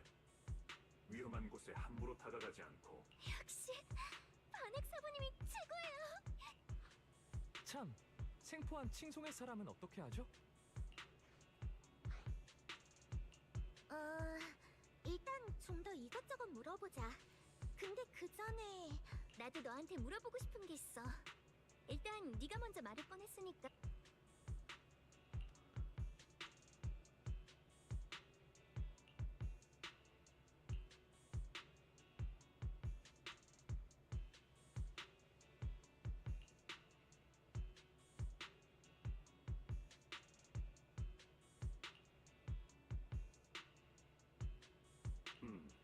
석연이는 늘 신중한 아이였는데 이번 일은. 빛나야, 화 안 났어? 네가 뭔가를 숨기고 있다는 걸 처음 알았을 때 조금 화가 난 건 사실이야. 그래도 이렇게 사실대로 말해줘서 기뻐. 미안해. 처음엔 오빠랑 나도 좀 망설였었어. 근데 지금까지 알게 된 정보로 봤을 때 이해해. 내가 충동적으로 굴까봐 걱정돼서 그런 거겠지. 걱정 마.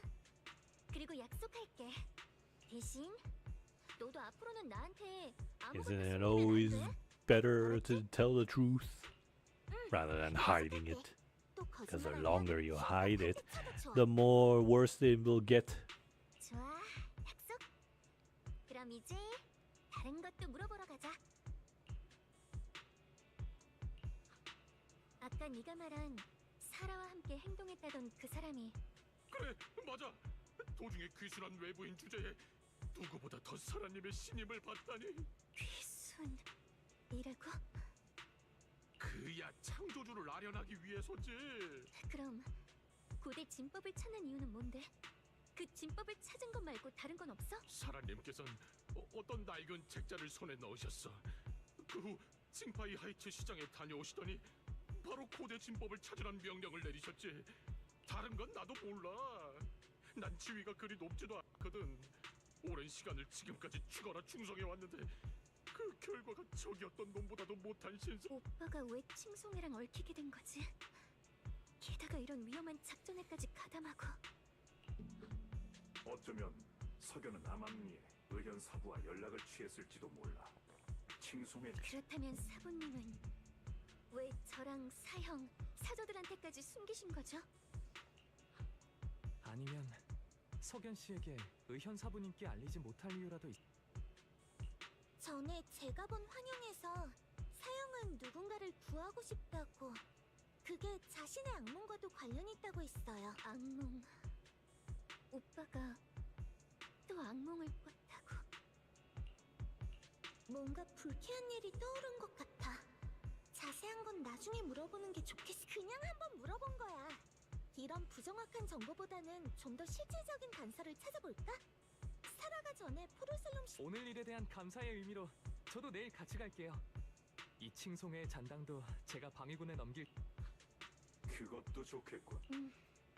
그럼 부탁할게.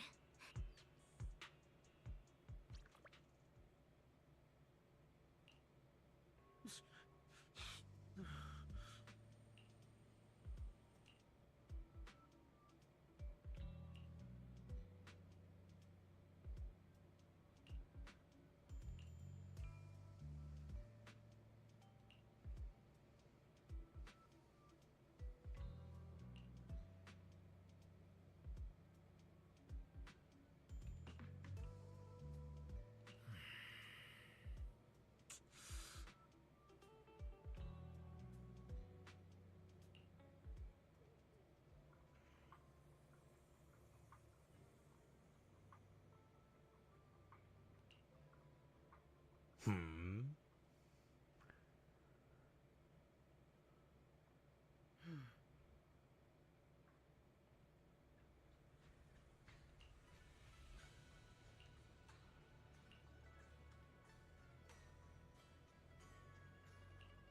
Oh wait, now I remember what that sword was.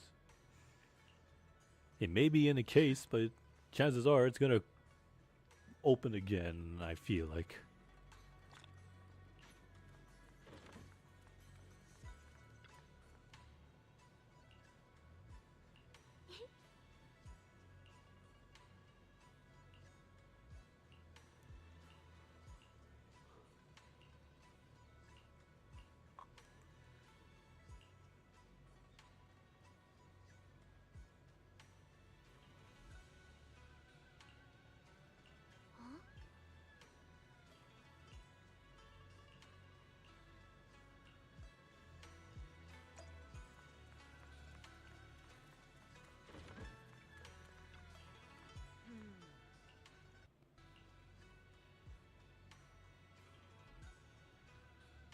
Eh? Fairy can make clothes? Did they give Fairy a body?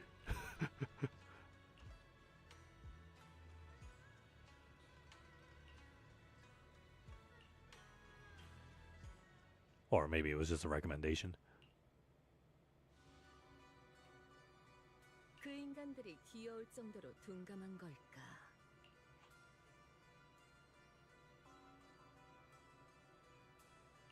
이 힘을 숨길 생각은 없었습니다.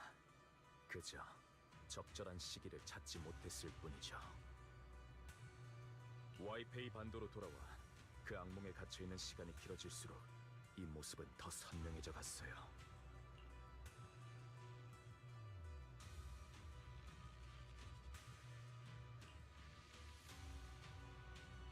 사실 너도 잘 알잖아. 내가 무슨 짓을 한 게 아니라 그 힘이 애초에 네가 억눌러온 진실인 거야. 내 He 권능은 ditched the 창조주로부터 glasses. 비롯되었으니 And now he's wearing darker 자유롭게 clothes. 너뿐이지.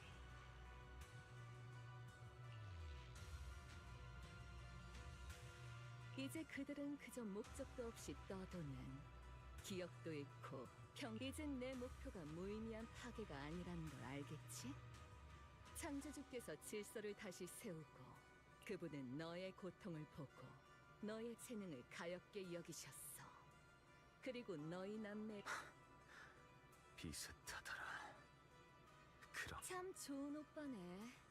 하지만 결국 그 검은 그 아이를 택했지만 말이야. 그 검은 그 아이를 계속해서 갉아먹고 있어. 하지만 창조주는 달라. 그분의 힘은 빼앗는 게 아닌 주는 것.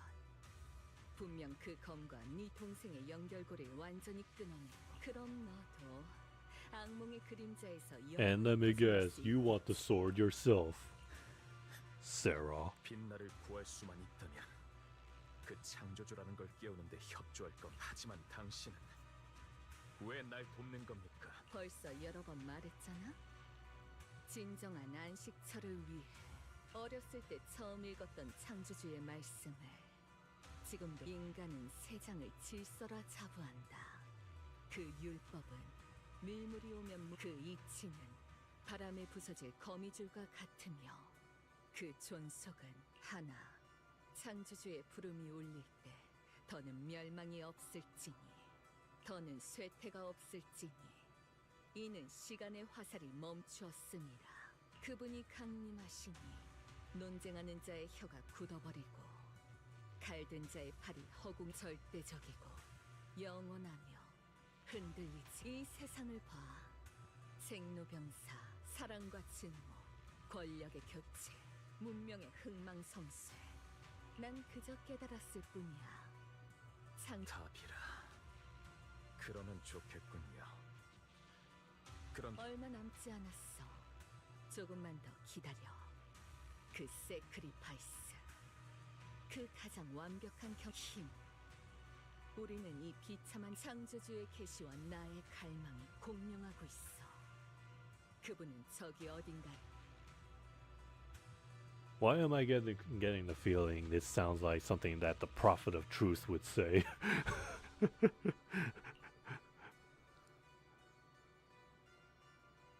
Definitely sounds like they're like what a cult would say. 조금만 더 버티는 거야. 조금만 더. 곧 Uh-oh. We have a bamboo that's being possessed or something? That's a little unusual. Or it might be even the first. Never seen a bamboo get possessed.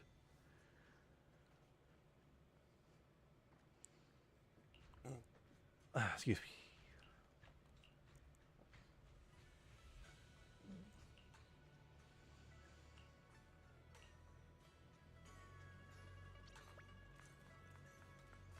And something about that young man. The others are familiar with him, but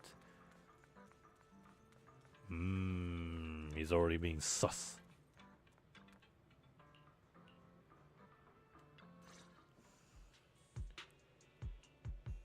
마지막으로 경고할게요. 여기 부동산 소유권 명확한 집안 대대로 3대째 내려온 집이 당신들 재산이 됐다고? 그 서류들은 전부 당신들이... 시대가 변했어요. 말이 아닌 증거를 말하는 시대. 그때 가선 이렇게 상냥하게 대해드리지 않을 거예요. 곰팡이 핀 당신의 책들이... 퓨 아저씨, 괜찮냐고? 에이, 아주 괜찮고 말고. 사흘. 이런데 죄송하지만 좀 여쭤볼 게 있어서 왔는데요. 전에 다 없어졌다고. 그 고서에 대충 어떤 내용이 적혀 있었는지. 가지러운 사람의 생김새는요? 그만! 지금 내 상황 안 보여? 어딜 갔든 알게 뭐야? 집이 없어질 마당인데 니들이 뭘 찾든 다! 죄송합니다. 정말 Angry grandpa.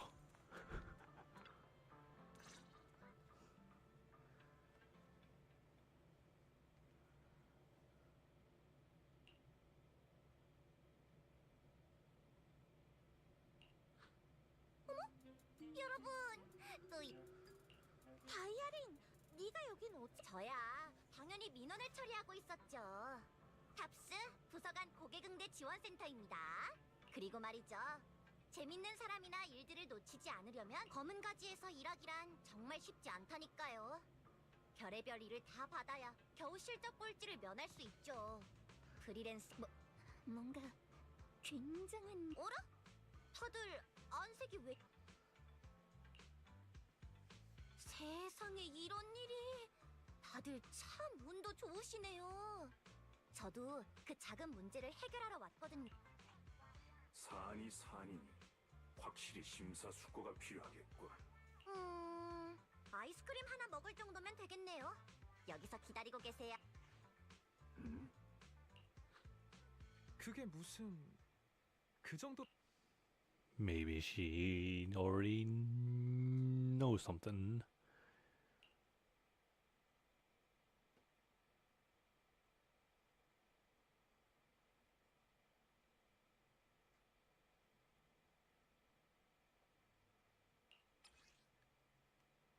Eh? 다이아 술술 말해주시는 거야? 그러게. 꼭 신기한 술법이라도 부린 것 같아. 뭘 어떻게 했냐고요?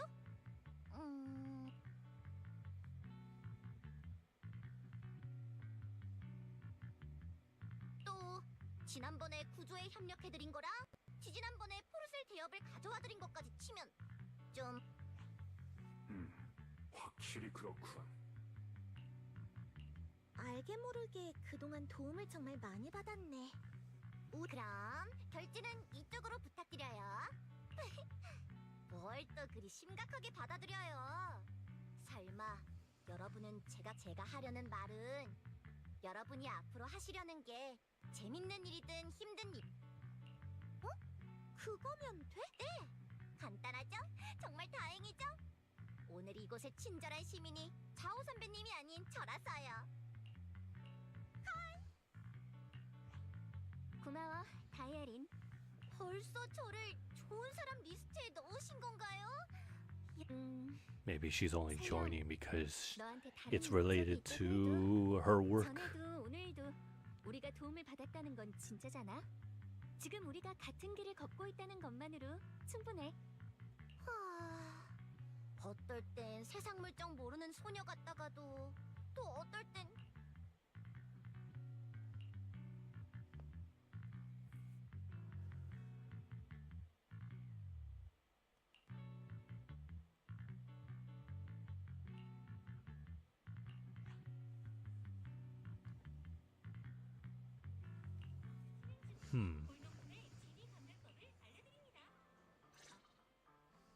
빛나 씨, 괜찮으세요? 미아즈마를 흡수하고 악령을 진압하는 진법은 나랑 오빠가 어렸을 때 부모님한테 들었던 얘기야. 그러고 보니 엽사양이 부모님 얘기는 그럴 거야. 부모님은 우리가 아주 어렸을 미안해. 진짜 미안. 괜찮아. 사실 뉴에리도 시민 중에 상실의 아픔을 겪어보지 않은 사람이 얼마나 되겠어? 게다가 부모님은 나랑 오빠의 자랑이거든. 부모님은 서로를 정말 아끼는 자유로운 분들이셨어. 술법도 조금 할 줄 아셨는데 그러다 와이페이 반도에 와서 미야즈마의 무서움을 보시고는 광산에서 희생되는 노동자들 모두가 도와준 덕분에 부모님은 광산 지역의 거주구역에 무사히 정착하실 수 있었지. 다만 그땐 내가 너무 어려서 그곳에서의 기억은 파편하지만 가끔 그때를 떠올릴 때 오빠의 표정을 보면 정말로 행복했던 시간이었다는 걸 알 수 있어. 오빠가 그랬는데 부모님은 돌아가시기 전까지 더 강력한 미야즈마 억제 방법을 찾고 계셨대. 빛나 씨의 부모님은 10년 전 광산 예터에서 일어난 미야즈 맞아. 그땐 정말 혼란 그 자체였어. 워낙 어렸던 탓에 그때 기억이 흐릿해. 그 후로는 도움을 받으며 살아남았어. 반학 사부님처럼 마음씨 좋은 분들이 가끔 우리 남매를 찾아와 주시곤 했거든. 그리고 얼마 지나지 않아 반학 사부님은 우리를 웅규산에 맡기셨어.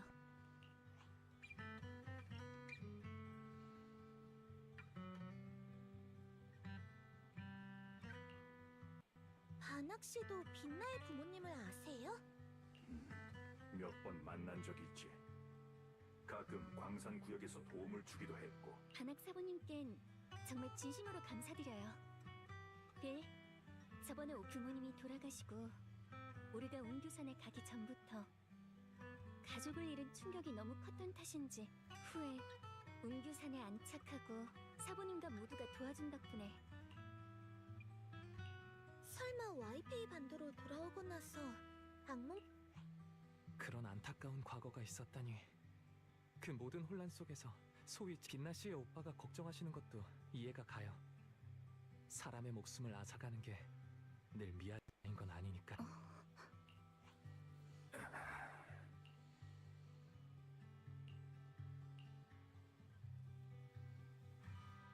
맞아. 그렇네. 미안해. 부모님 얘기만 나오면 자꾸 이렇게 되네. 오빠의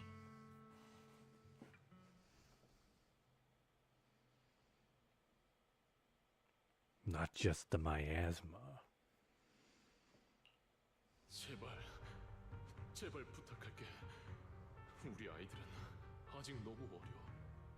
아이들이 자라는 모습을 보고 싶었는데 우리 아이들이 외롭게 자라지 않도록.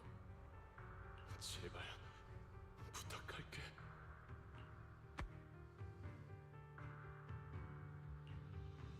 사부님? 사부님은 안 가세요? 아무것도 아닐세.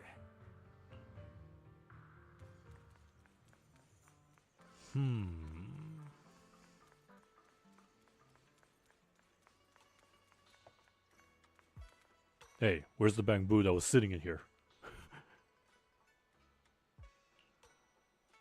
Aw, man, of course there would be some white bars blocking.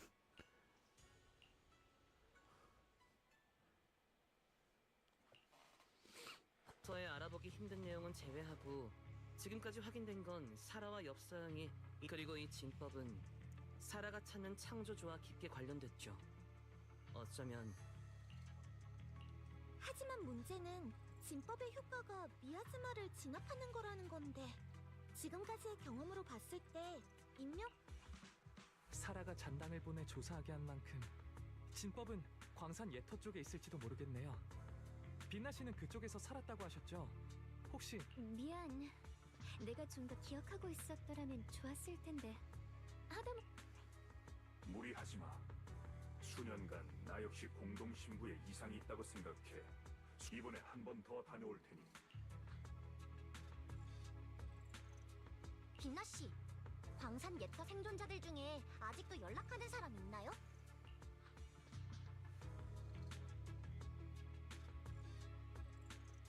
다만 아마 난 과거와의 접점을 일부러 피하고 있었나 봐. 웅규산에 들어와 청명검의 검주가 된 후로는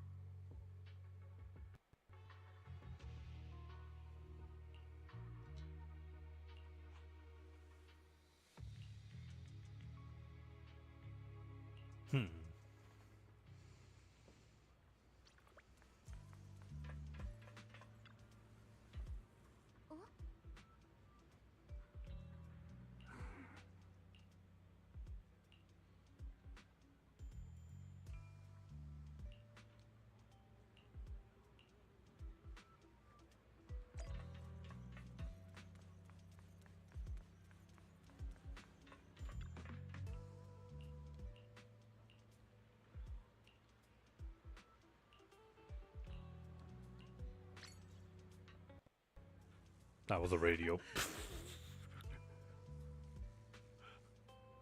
I was like, is this a dialogue for him? Doesn't seem like it.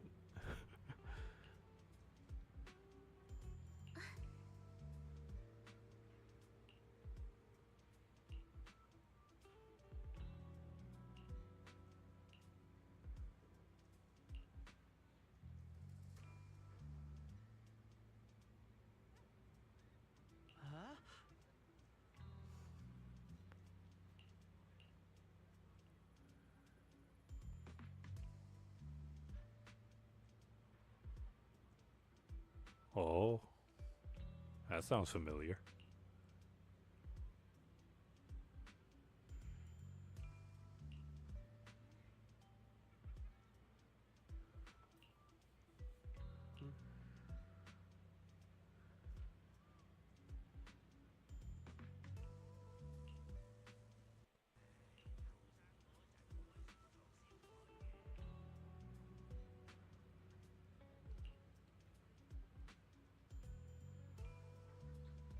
White flowers.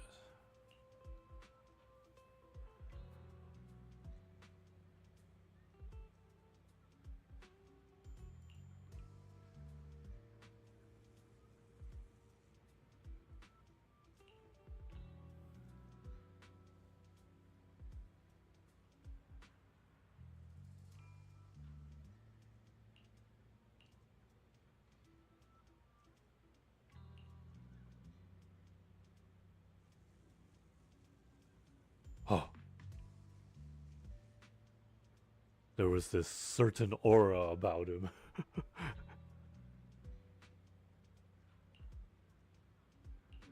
Oh no. Oh no.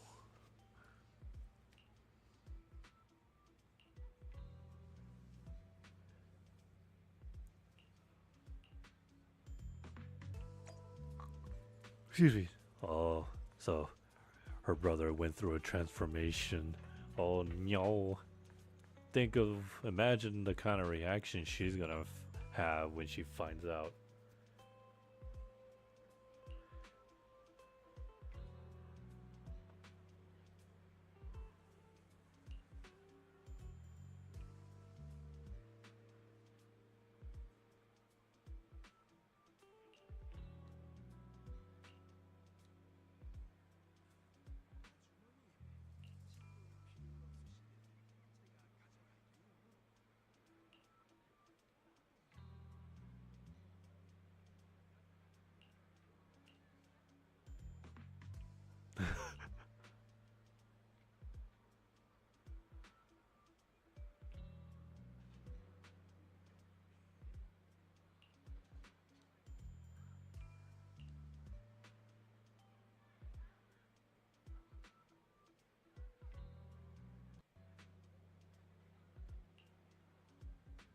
I just realized his name is Phony.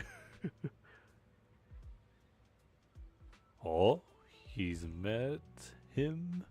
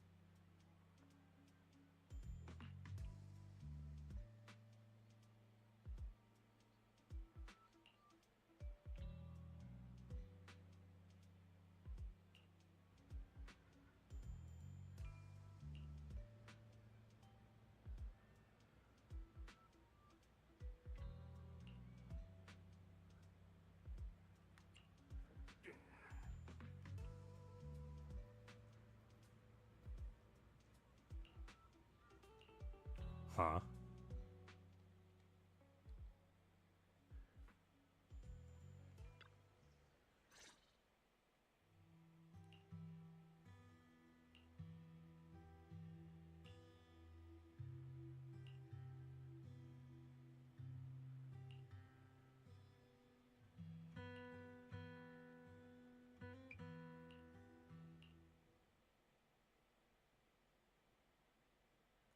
Grateful look. How can you tell if the grateful look if he has just a robot face?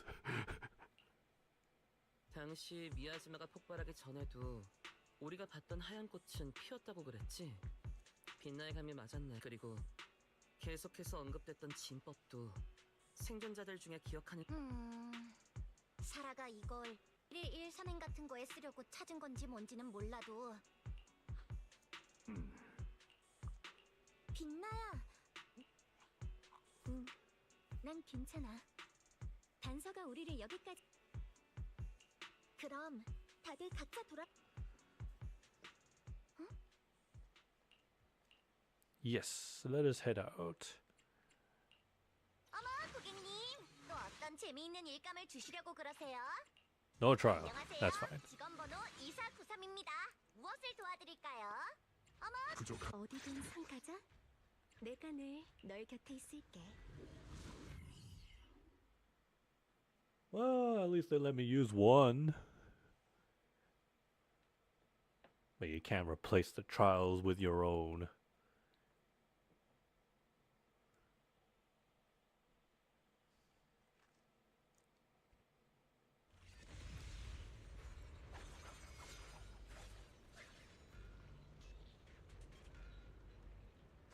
마스터, 경로 계획이 완료되었어요. 목적지, 광산 예터 거주 구역으로 향합니다.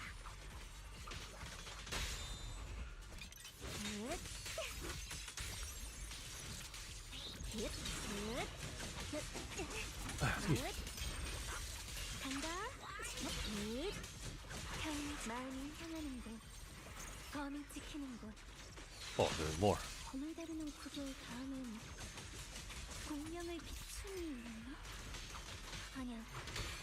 현묘한 깨달음이 마음속에 있으니 인가?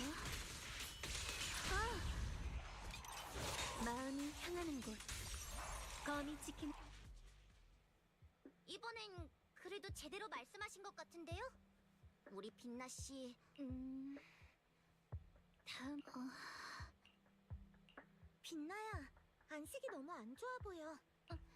괜찮아. 나 이 길이 익숙하면서도 조금 낯설어서 머리가.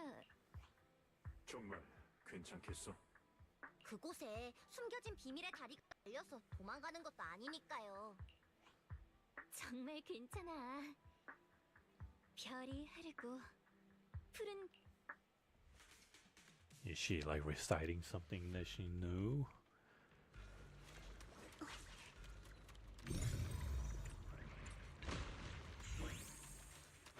얼마 안 남았네. 앞쪽에 장애물이 있는 것 같군. Barricade, no problem.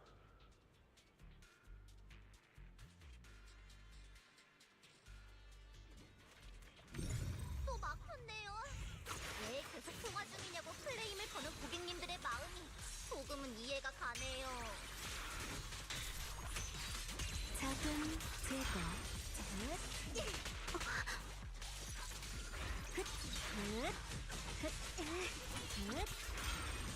준비됐어?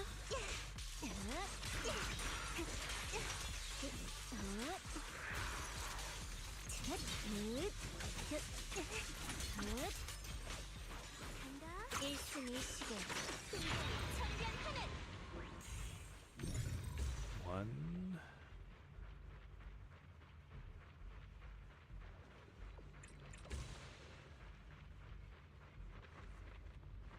Could have sworn to. Oh, wait. No, that's not it. Unless. 먼저 이 미야즈마의 혹을 파괴하고 지난번처럼 광석차를 찾아야겠다. Aha. Whoops.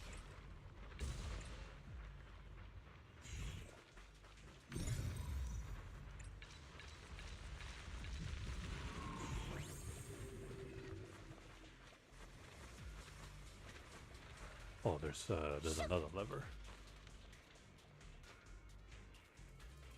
저쪽에 제어판이 있어요. 이제 돌아가서 광석차를 움직여볼 수 있겠네. 또 정상적으로 작동을 하다니. 그러게요. 제작자의 피와 땀으로 만들어진 장비인가 보네요. 궤도를 한번 드디어. 어라? 흰노 씨, 왜 갑자기 말이 없어요? 이 다리는 우선 돌들부터 치우고 다시 살펴봐야겠어. And boom.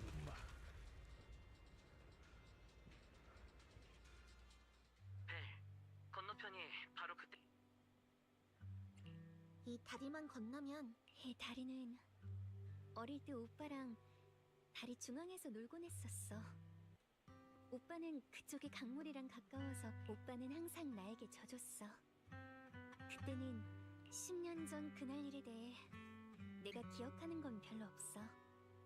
그때 엄청 거대한 누군가가 있었던 것 같아. 나랑 오빠를 힘껏 그 거대한 형상이 우리를 안고 빠르게 다리를 건넜어. 다리는 순식간에 멀어져 갔지. 그 사람은 아마 너랑 역사형을 구입. 아니, 기억나지 않아. 하지만 그때 난 처음 깨달았어. 그런가요? 그럼 계속하죠. 이번엔 우리랑 같이 이 다리를 지나서 다시 Big, 한번 tall, 건너편으로 and 가요. coals.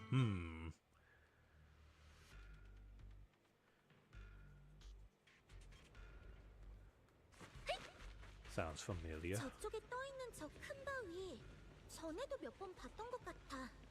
뭔가 특별한 용도가 있을 것 같은데. 그럼 전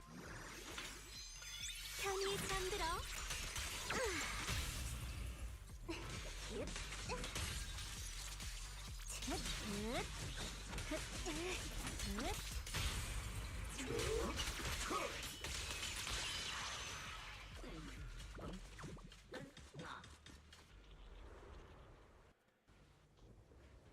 Are you sure they're white? They look blue.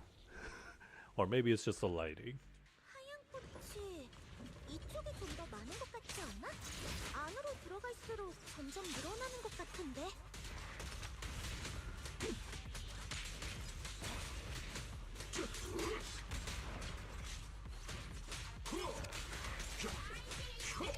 머리 부수기. 마루 가르기. 전진! 대장!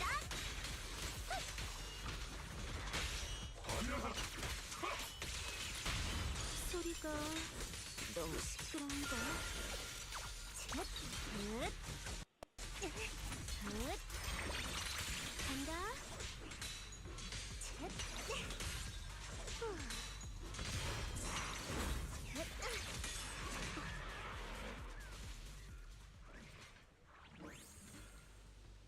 저쪽에 돌사자 조각상. 기억 속의 모습이랑 전혀 다르네. 시간이란 참 무정하네요. 10년 바람이 텅 빈 창문을 지나는 소리가 확실히 좀 황량하긴 하네. 나 잠깐 혼자 둘러봐도 될까? 각자 살펴보도록 하죠. 반악! 당신도 예전 반악?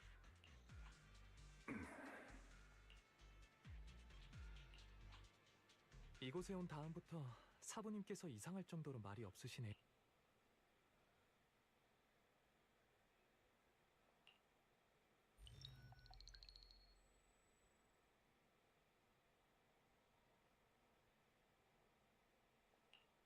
가져가게나. 우리 집에서 말린 곶감인데 아주 달아. 아이고 엄마 보이지도 않는데 그걸 어떻게 하세요?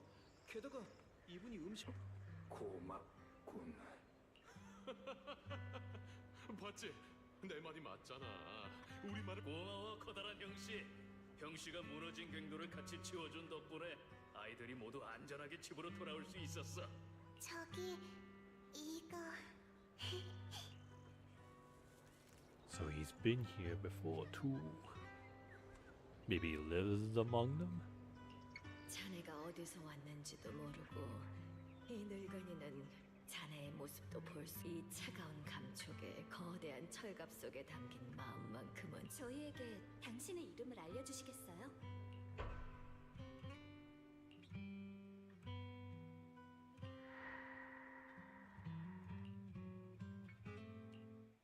Rebirth.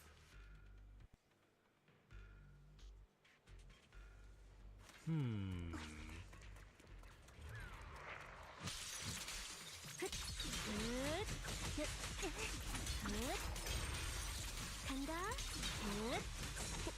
걱정 마. 한 번만 할게.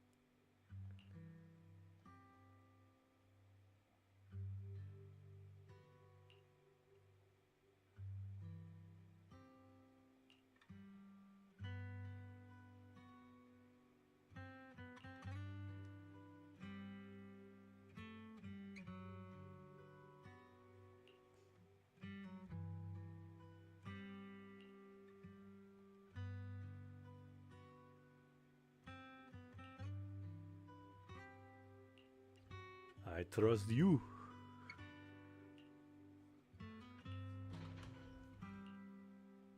잠겨 있는 것 같아.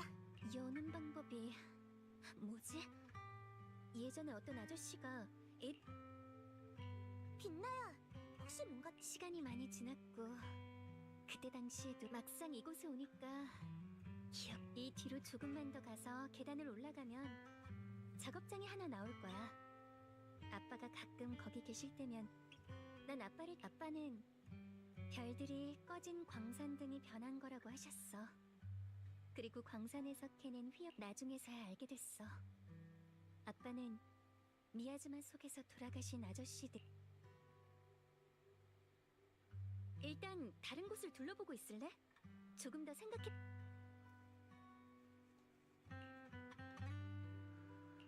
알겠어. 그치만 또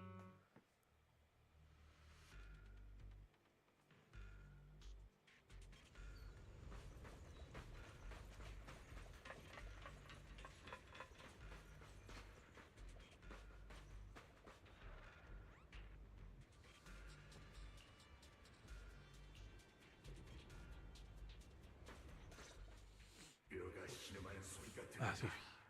이 육체는 이미 한때는 꽃과 풀의 부드러움조차 느낄 수 없었지. 왜 부서진 그릇을 이끌고 앞으로 나가 더 이상 속죄의 족쇄도 책임의 굴레도 없이. 자네로군. 반학씨, 괜찮으세요? 방금 나도 이상한 소리를 들은 것 같네. 다이아린이 전에 말한 그 이상한 소리 말인가요? 이 장벽 뒤에서 그 소리는 조용히 침투해서 마음을 어지럽히니 부디 조심하게. 또 한 가지 이상한 점이 있네. 그리 먼 거리가 아님에도 그러고 보니 확실히 그런 것 같네요. 렘리안 공동의 미야즈마 썰물 현상은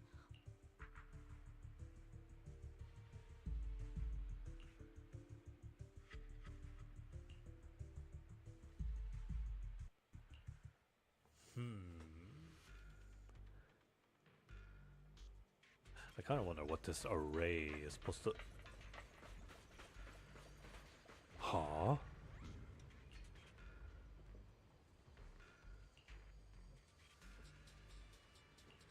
Waiting for something. Also, how are these visions being left behind? Made by the miasma? Maybe he's leaving a trace behind. 증오해라. 죽어가는 이들을 외면한 그 괴물을.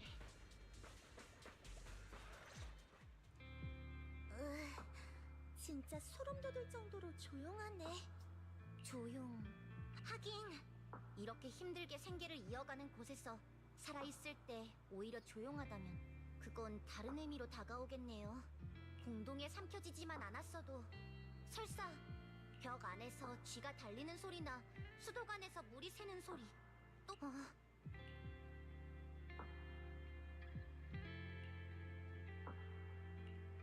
저기요. 사람은 대체 어떤 상황에서 자신을 죽인 상대에게 자신을 죽인 사람한테 고마워한다고? 너무 무거운 주제인데. 질문은 제가 먼저 했는데요. 자신을 죽인 사람에게 고마워하는 상황이면 죽음이 일종의 해방이었던 게 아닐까? 죽고 싶을 만큼 아니면 복수를 위한 걸지도 모르지. 상대방에게 죽는 것보다 더 고통스러운 살인의 죄를 짊어진 채 살아가라는 의미지. There are fates worse than death, as an elder god once said.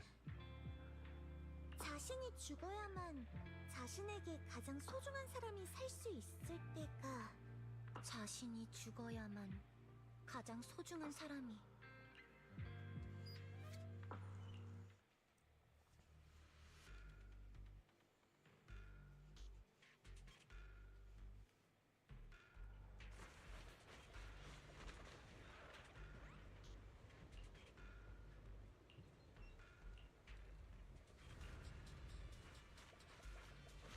I can never go on anything that involves speed and spinning. I get dizzy too easily.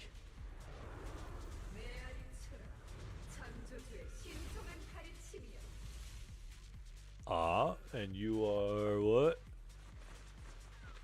여기에도 세크리파이스가 있다고? 게다가 처음 보는 형태야. 설마 사라가? 범상치 않은 기운을 풍기는 자로군. 왠지 다이아린이랑 반학 사부님을 노리는 것 같아. 이 감시당하는 불쾌한 느낌은 왠지 처음이 아닌 것.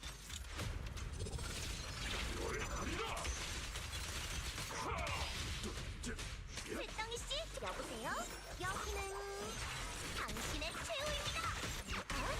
자! 갑자기 전화가 왔네요. 잘게 부숴줄게. 1승 1실에 풍경이 천변 하늘.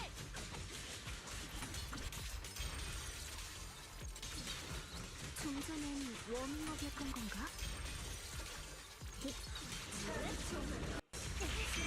발버둥 쳐봤자 소용없어. 헤이! 찌르기!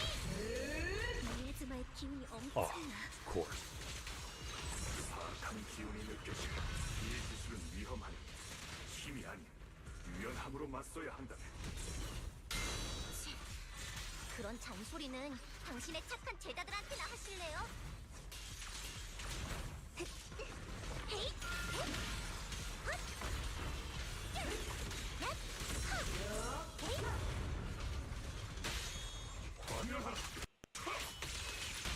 서프라이즈 한라인!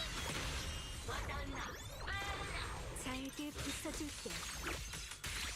다음 장은 엔딩이야. 1승 1실에 풍경이 천변하늘. 매운이 반복되면 재미없어.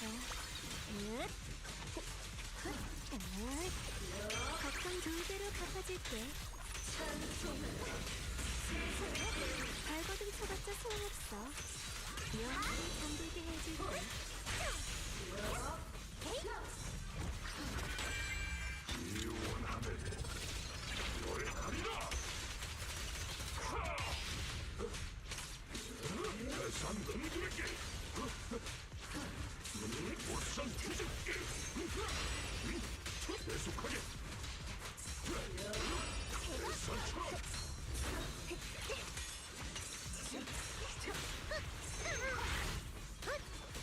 여보세요? 여기는 당신의 최후입니다. 부서져도 괜찮겠어? 갑자기 전화가 왔네요.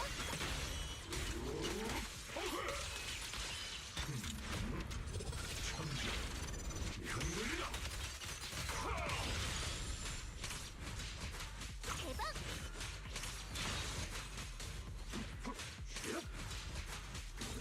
대상 흔들기.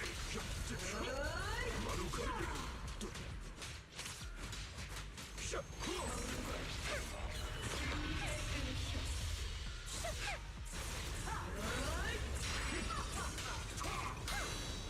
헤이! 1승 1실에 풍경이 천변하늘. 이런 특수는 일반. 창조주의 소리. What was all that about? 귀 기울여라. 미야즈마의 기운이 짙어졌군. 몰래 숨어서 뭐 하는 거지? 당장 나와! 잊지 마. 너는 했는데 그것을 하는 그것은 아이 짐싸. 곧 공동이 삼켜지는데 이 망할 곳에 있는 물건이 뭐가 필요해? 뭐가 그렇게 급해? 건설 회사 사람들이 아주 대단한 무녀를 데려왔으니까 제비 뽑기만 하면 괜찮아질 거라고 그랬잖아. 가자. 일단 제비뽑기부터 해야지. 방 아주머니네 그 짐덩이는요? 방아주머니. 왜 그러니? 왜 숨어 있어? 아휴, 다들 이미 간 것 같네. 우리도 네가 배 채우고 나면 따라가자. 저 사람들이 말한 뽑기라는 게 뭐예요? 괜찮아. 내가 있잖니. 제비 뽑기는 그냥 보여주는 용이야. 우리 다이아리는 괜찮을 거야. 대피는 뭔 대피야? 누군가를 목숨을 빌릴 그릇으로 바치면 내가 나머지 사람들의 안전을 보장할 수 있어. 누구나 제 목숨이 소중하겠지. 그러니 제비 뽑기로 정하는 수밖에. 공정하고 공평하게 모두 다 만족할 결과가 나왔어. 하늘이 적합한 사람을 골랐구먼. 저 재수 없는 계집이야. 방아주머니, 슬퍼하지 마세요. 전 괜찮아요. 난 그저 살고 싶었을 뿐이야. 대체 왜? 닥쳤어. 너무 늦었어. 늦었다고. 난 그저 소박하게 잘 살고 싶었을 뿐인데. 마지막 소원이 뭘까?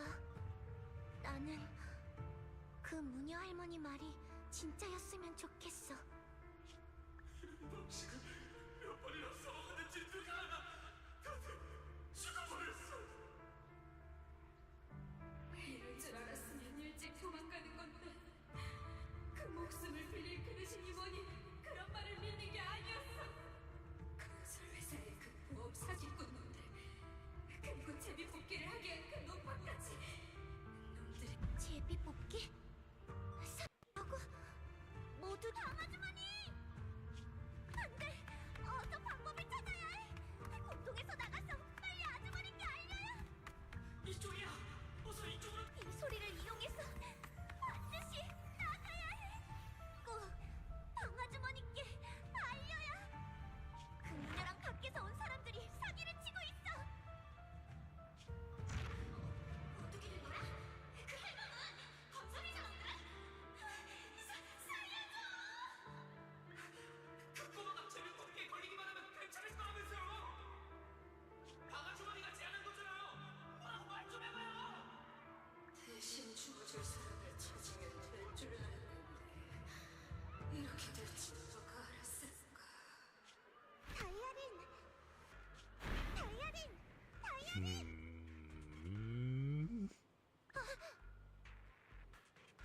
Her auntie was the one that asked for the polls, 무슨 일 있어? but I have no idea what it was there to gain. 아무것도 아니에요. 이런 거에 당하다니. 다이아린, 반학사부님, 괜찮으세요? 조금 전에 그 세크리파이스가 사라진 다음에 두 분이 제자리에 멍하니 서게. 설마 그렇다네. 뭐라고 했어요?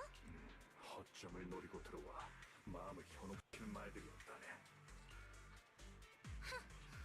그 세크리파이스가 창조주의 부름이라고 말했었죠? 하지만 왜 저랑 바닥한테만 소리가 이 구역에 들어선 이후로 다른 분들은 정말 아무것도 듣지 못했나요? 또 다른 나? 아니. 하지만 조금 전 다이아린이랑 반학사부님이 위험에 빠졌을 때 이 검집의 봉인은 사부님께서 직접 만드신 건데 이런 일이 참 재밌게 돌아가네요. 우리가 진법과 엽석연 씨를 찾는 동안 우리도 모르는 사이에 이 공동 안에 다른 무언가가 우리를 그것이 우리의 목적과 무슨 관련이 있을지는 잘 모르겠지만 사람의 마음을 홀리기나 하는 게 무슨 공동 내부엔 어떤 알 수 없는 힘이 도사리고 있어. 반학사 내가 어떻게 해볼 수 있는 게 아니야. 모두의 안전을 위해서라도 일단 웅규산에 먼저 알리고 사부님이나 선배들이라면 렘리안 공동에 대해 잘 알고 계실 거야. 동문이나 장로님들 중에 빛나는 말을 동의해. 게다가 벽 너머에서 느껴지는 미아즈마의 기운이 아직도 너무 짙어. 또 그 이상한 제 생각도 같아요. 그 망할 녀석이 머릿속을 파고드는 기분을. 반학 사부님은 어떠세요?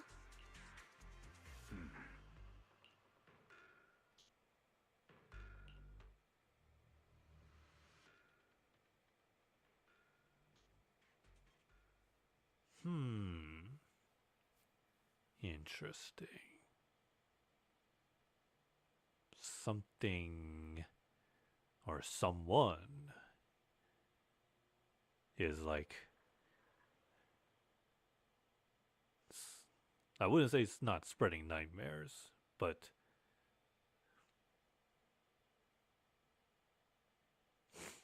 I have a feeling it has something to do with nightmares. Why is it that Hoyo makes characters' backstory so tragic as a kid and make them who they are in the present?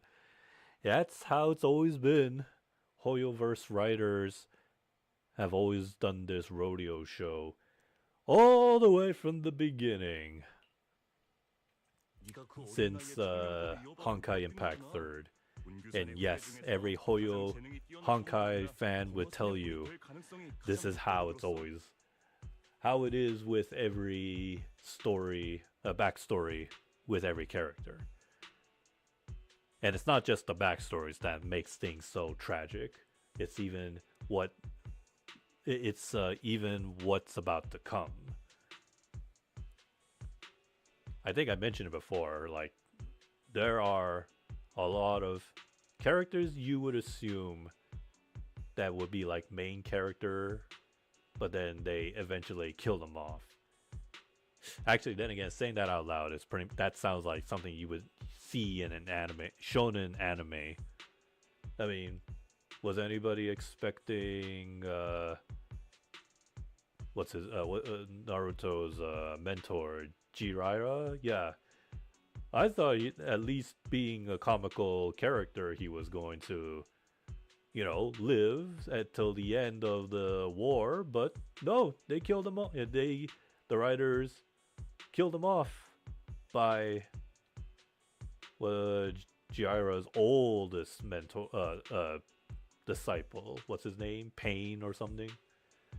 Like, it's like one of those moments.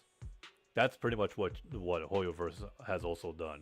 You'd expect a character to stick around forever or for a long time, but then they do like a 180. Stuff like that is what they're best known for. And it works every now and then. But not, at least, hey, it doesn't imply to every character. But it is, like I said, it works. It gives the audience every reason to like the characters.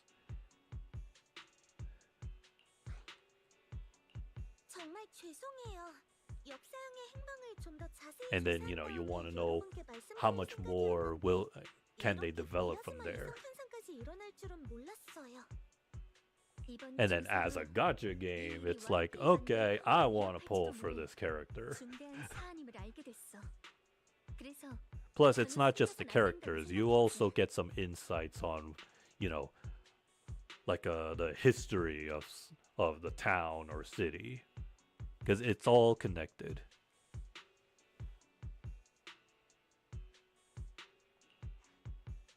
나는 어릴 때부터 함께 해왔어. 오빠가 어떤 사람인지는. 빛나야. 아니, 의연 사부님께 연락드렸는데 지금은 다른 중요한 일로 바쁘시지만 그좀 사저.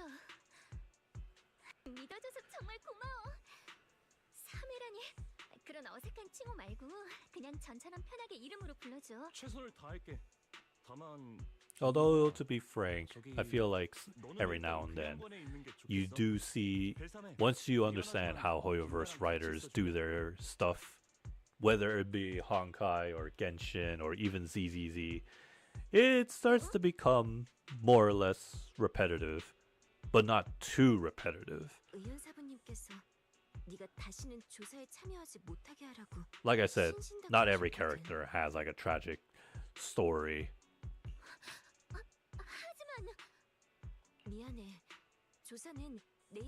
Maybe it's something that they currently struggle on, something, and then quickly one quest later they better themselves.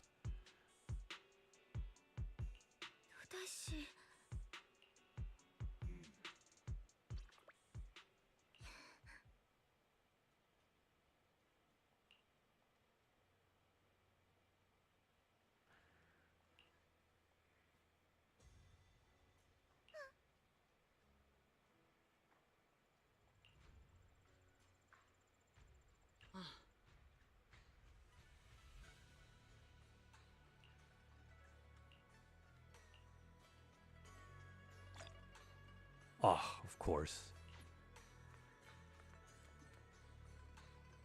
What time is it now? Oh, 10. Well, at least it ended right here, so that means there will be another, I guess another part to this. I'll save that for next stream. This update just went live like yesterday, so I'm not pulling a last leg like I did before. But yeah, story's not going anywhere. But yeah, things are getting interesting. And of course, when the worst, or I mean not the worst, how do I say it? Like, just when things are getting complex, our Shifu is not even back yet. She's still tied up with whatever is going down in the city. What could it be? What kind of meeting is she going through that takes multiple days or a whole week, or in a game's case, a whole month?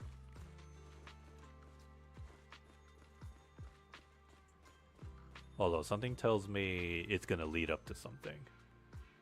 Heck, I wouldn't be surprised if she made contact with the mayor to discuss things further down the road after this. Like, most likely a tease for season 3. Just like how they did that with the end of season 1, where Shifu would actually arrive at the end in the epilogue, teasing, you know, that Bell and Wise would have to come here for not just training, but to get to at least learn some whereabouts about their former mentor, Carol Ann. And yeah, solving problems here and there while they're here. They even managed to bring their video store stand here. It's a long drive, I imagine. But hey, we got to see a bunch of characters along the way. Not just of those in the temple, but even the Spook Shack gang. Actually, now that I think about it, that's pretty much what this season only consisted of. It has how do you pronounce that? Yun Kui Summit, Spook Shack, and now the Krampus. So only 3 factions in this season. Yeah. 3, yet 3 was still a lot of characters that they threw in. I mean, considering that Spook Shack is so far the only faction, I think, that has 5 members. Yeah, 5. Normally it would be like 4. Obel Squad is 4. Section 6 is 4, I think. Yeah, it's usually 4. Victoria Housekeeping, 4. Yeah.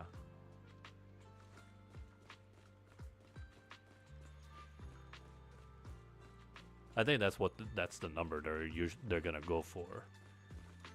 It's always gonna be 4 members. Although sometimes maybe 3 or even 2. So yeah, I guess that means Spook Shack is currently the only team that has a faction that has 5 members. Who knows? Maybe in season 3 we'll have a faction with 6 members.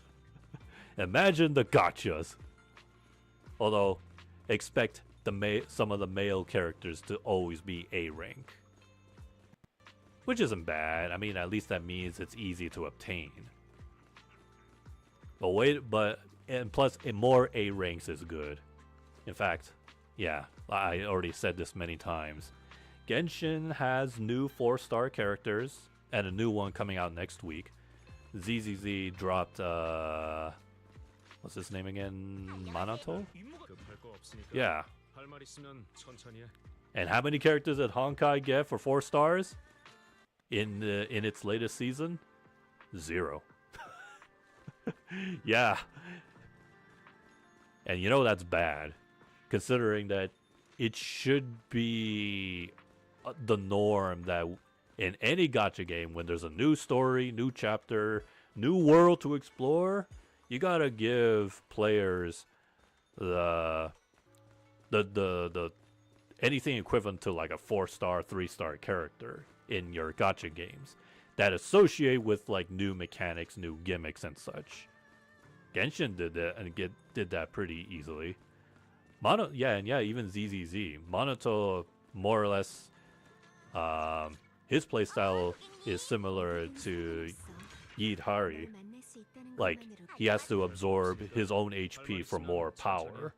And when you use his X, he regains his lost health.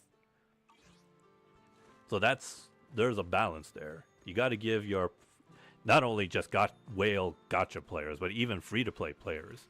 If you're going to go out of your way to introduce a new class, new element, anything, you have to have both an A rank or a 4-star and a 5-star character.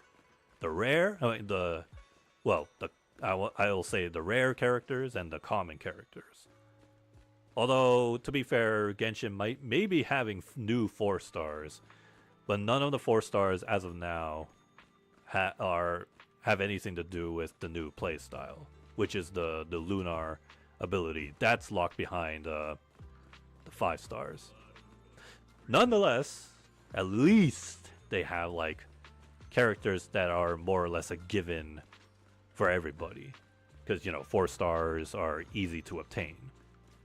Unless you're me, who has struggled to get new 4-star characters, starting all the way back from Shinobu was when Inazuma dropped. A long time ago it was Ningguang. Until the Lantern Rite event happened, then it was a free offer. And then she came in constantly in all the banners afterwards. Yeah, thanks, game. Anyways, so if I have time tomorrow, I will stream and I will continue the story. Most likely, since that was like 2 parts, assuming the 3rd part will be the last. Oh, and speaking of which,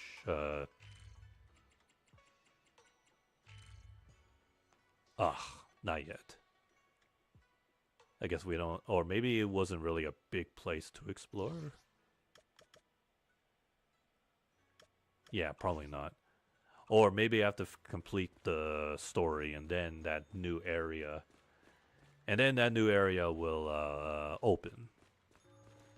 Maybe. It was pretty small, but it looked like there was like more to it. On Thanksgiving. Wait, right. There is a US, American Thanksgiving. Yeah, because Canada Thanksgiving was like, it is usually a month.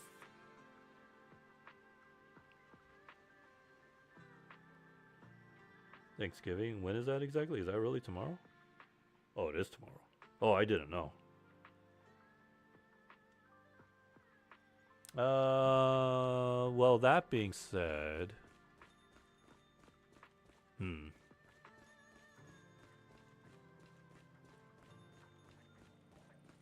well, if I can, maybe I could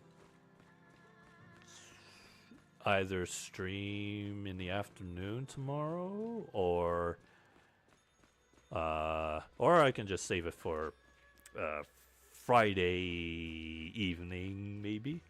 I'm in no rush. Like I said, I just started the story, and this update just went live yesterday.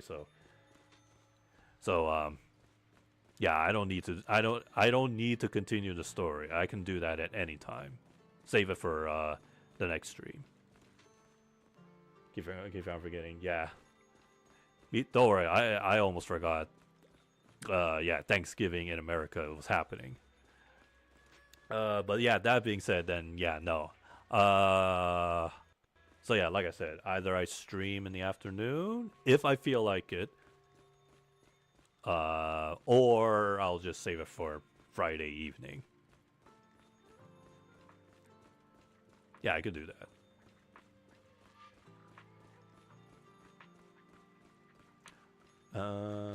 Let's see. Anything else? When was the last time a while back. It's at 78. Oh, right. Just for fun, since I did level up a bit, and I got the free tapes.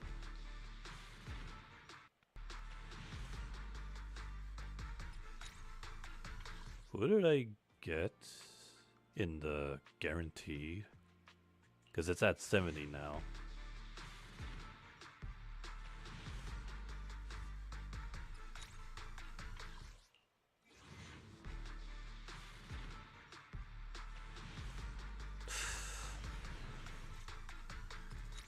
Yeah, really, I don't remember who I got. And it was definitely not a W engine.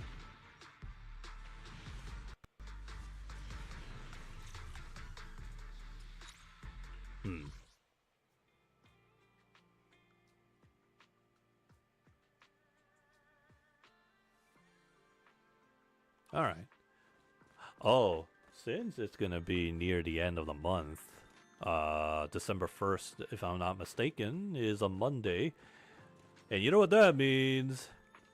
Monthly in-game store reset.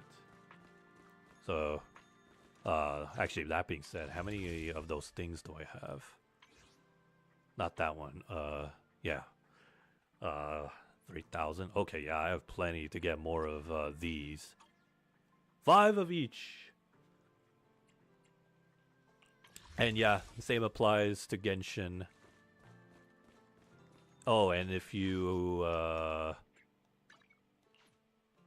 have unlocked the outpost here, that guy, what's his name, Casper, the logistics store will also be resetted, so his content will be refreshed. So make sure you get some master tapes if you have enough merits. Get and whatever stuff you might need. And then there's also this, the other merit. What's it called again? Investigation. Where you can get, make sure you get this. This is very rare, very important. This is the thing you use to, whenever you create a drive disk at that store, at the Bardic Needle, you can use this to choose a main stat of your choice. But we still don't have the ability to choose substats. Not yet. Not yet. The ZZZ team is working on it. But yeah, this Casper, his stuff will also be resetted. So make sure you don't miss out on the stuff as long as you have enough merits. And is that it? Yeah.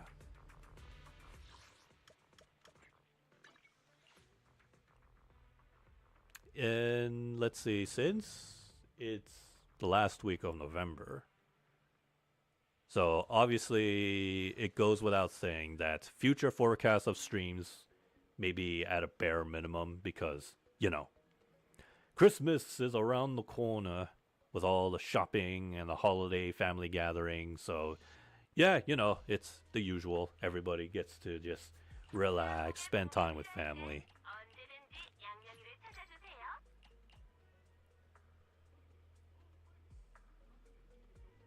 The afternoon.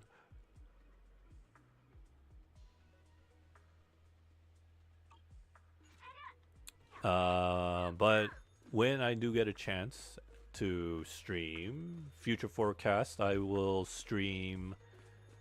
Okay, well, Genshin for sure because there's a new update next week. But I also want to stream that game that I mentioned before, Ready or Not. And then maybe Gears 3. Or, you know, I don't mind rerunning Gears 2 if I finish it over the weekend. So there's that. Yeah. Oh, right. And then next week is the one and only Game Awards. What is it? December 4th or 5th?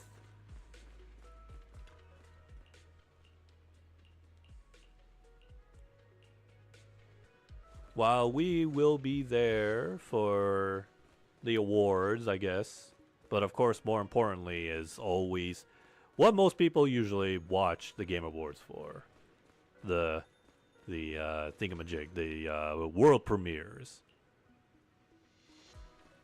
I mean, let's face it, that's usually what we came to the Game Awards for. And I guess Flute Guy, I'm sure he'll be there. But let me be honest with you. I feel like Flute Guy is like the gag is already like old. It was funny at first, and maybe funny the second time, but I think the third time, I mean, again, like I said, it's expected that he'll be there, but I think they gotta tone it down a little bit. Not to say that his popularity should stop. Nah. Why are they staring at a trash bag? What? This is some ominous feeling here. Why do they look like they have cake? Yeah, hello, men can have cake too. Anyways, but aside of that,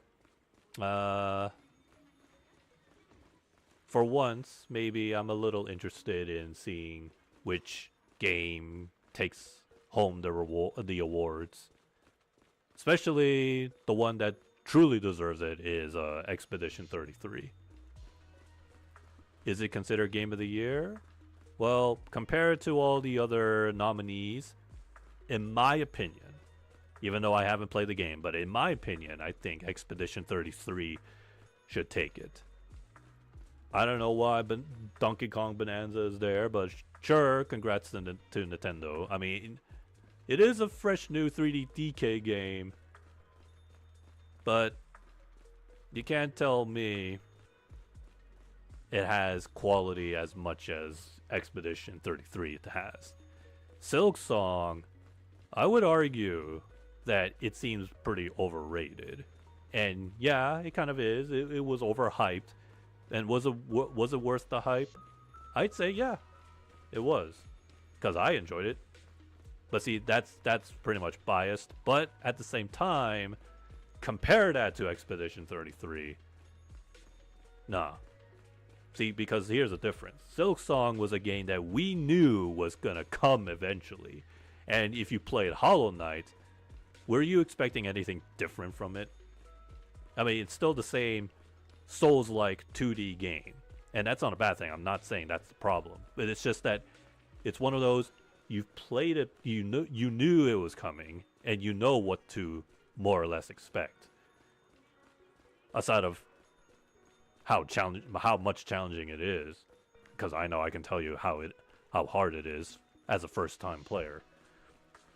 But Expedition 33 was a game that just nobody ever heard of. It was just a fresh new game, fresh new IP. And yet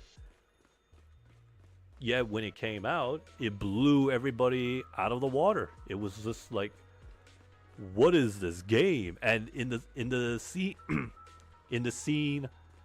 time where AAA studios can't even make a good game now, Expedition 33 was basically the game we need and wanted to save us from that drought of so-called AAA budgets. And you know what? Even Silksong falls into that category. Same boat as Expedition. Like, again, I did say it was a game that we knew was coming. We knew it was going to be good. But there was a reason why a lot of critics were like hating on the game because of its success. Meanwhile, you have, what is it? Assassin's Creed Shadows getting shatted on, and Ubisoft sucking up that copium saying, it's not bad, look, 3 million players are playing. But they never, and they still to this day haven't disclosed how many units they sold. And they're still trying to sell that game, release that game on Switch too, while they're also drowning in debt. Apparently, yeah, that's like another thing I forgot to mention. Ubisoft is currently in debt with Tencent. And when that happens, well, I can only imagine the worst is about to come to Ubisoft.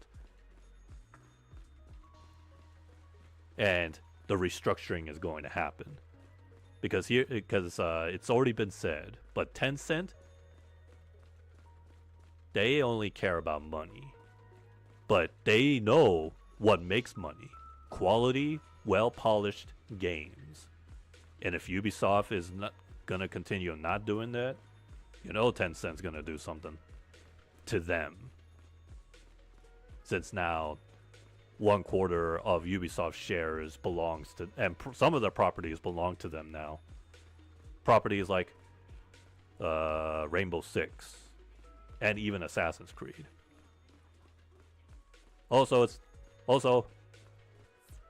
It's hysterical to see, and a good relief that Assassin's Creed Shadows was only nominated for just one thing.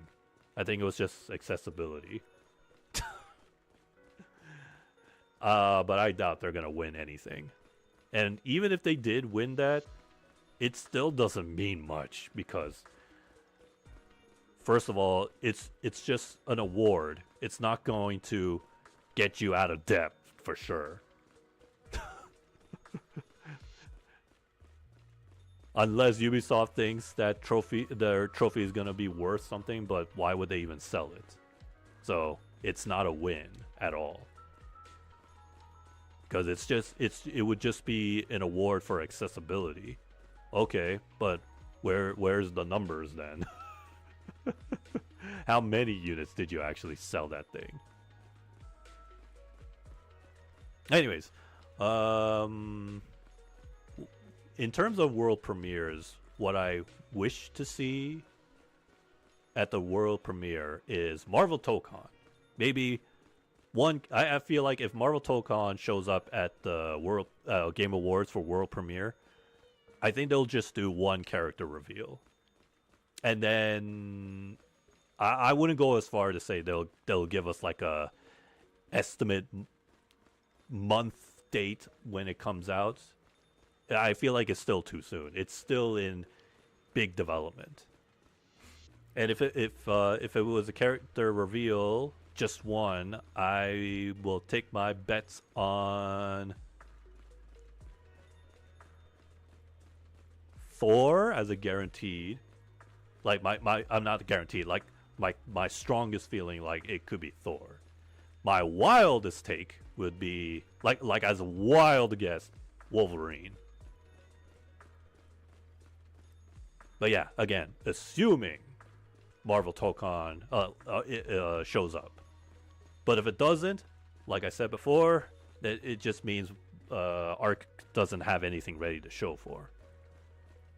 Unless they could somehow pull magic out of their asses, then like do like a last minute crunch and no gameplay, just a 30-second trailer. Then you know what? I'll take that too. Remember, Sakurai had to do that too. He had no gameplay trailer. He just put together just a simple Persona trailer, and it turns out it was a Persona trailer for Smash. No gameplay or anything, but it worked. The messaging was still clear that, hey, your first character for the Fighter's Pass was Joker. Speaking of that, I'm just going to say as a wild world premiere. Actually, I don't remember the last time Nintendo ever did like a crazy world premiere at a Game Awards. Call me the crazy one. And look, I like literally call me crazy here. Because it's not going to happen, but this is just me, my hopes and dreams.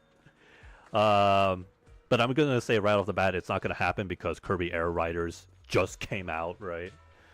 And I'm sure Sakurai is going to like develop maybe DLC, or I mean he's working on amiibos. I mean not him directly, but you know he's going to oversee the development of the Kirby Air Rider amiibos. Yeah, if you thought it was going to end with Smash Brothers, nah man, Sakurai's keeping the amiibo dream alive. Anyways, the wildest dream, Smash Brothers Ultimate Deluxe, or like a Switch 2 upgrade to Smash Brothers Ultimate, and then announce not Fighters Pass 3, but declare new characters will arrive in 2026. I mean, honestly, and here's the thing, and everybody should also know this, or be reminded of. There's always a new Smash Brothers when there is a new Nintendo console.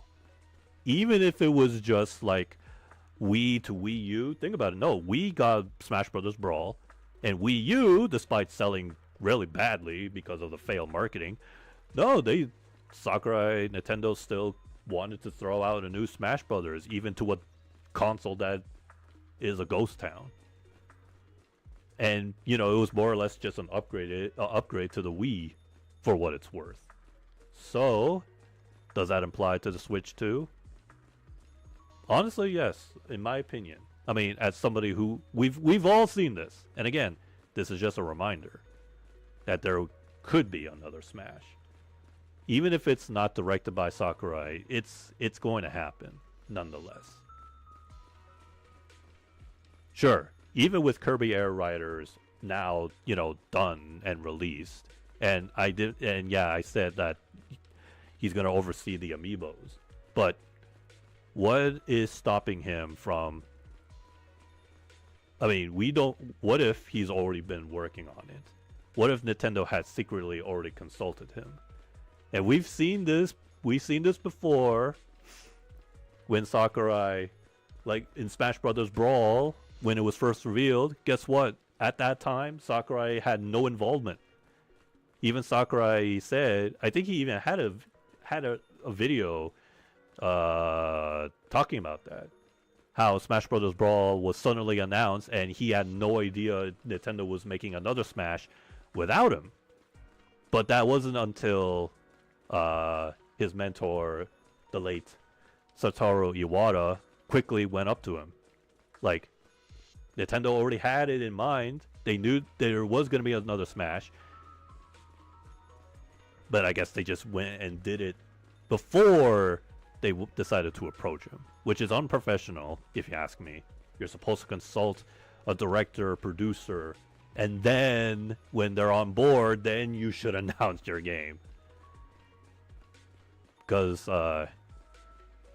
lately in the industry, some people have done that, or when they do that, and then they bring on board some veteran that has worked on a franchise, and then suddenly they ditch the project, it all falls down. I don't know, I was just thinking of a recent story I read. But yeah, that's my biggest, wildest take, hopes and dreams, that it's definitely not going to happen. But I can only wish. And I only say this is because Nintendo really needs one. I mean, yeah, the Switch 2 did outsell the Wii U. Yeah, I'm sure you may have heard of it. The Wii U only sold 13 million in its lifetime. But Switch 2, which only came out this year, has surpassed by with 20 million units. So which means the Switch 2 is not a failure. As much as people don't like the Switch 2 because of its ridiculous price, especially the games. But yeah, if Nintendo's going to give people a reason to increase those Switch 2 numbers, you gotta give people what they want. And again, give them a reason. Donkey Kong Bonanza, Mario Kart World is one, and Metroid Prime 4, I guess, is one of the few reasons. But, you know, Smash Brothers is like the last resort. I mean, I guess Kirby Air Riders 2 would be another reason. But, thing is, it's always Smash Brothers that literally broke a lot of records. It even managed to outsell every version of Street Fighters 2, which is very commendable. All Nintendo needs to do is just make an upgraded version, throw in some new, somehow get Sakurai on board. If not, they could do it. Just get Bandai Namco to do it, and of course they still need a lead producer to carry on that. And then yeah, throw in new content, new characters, bring back some returning game modes.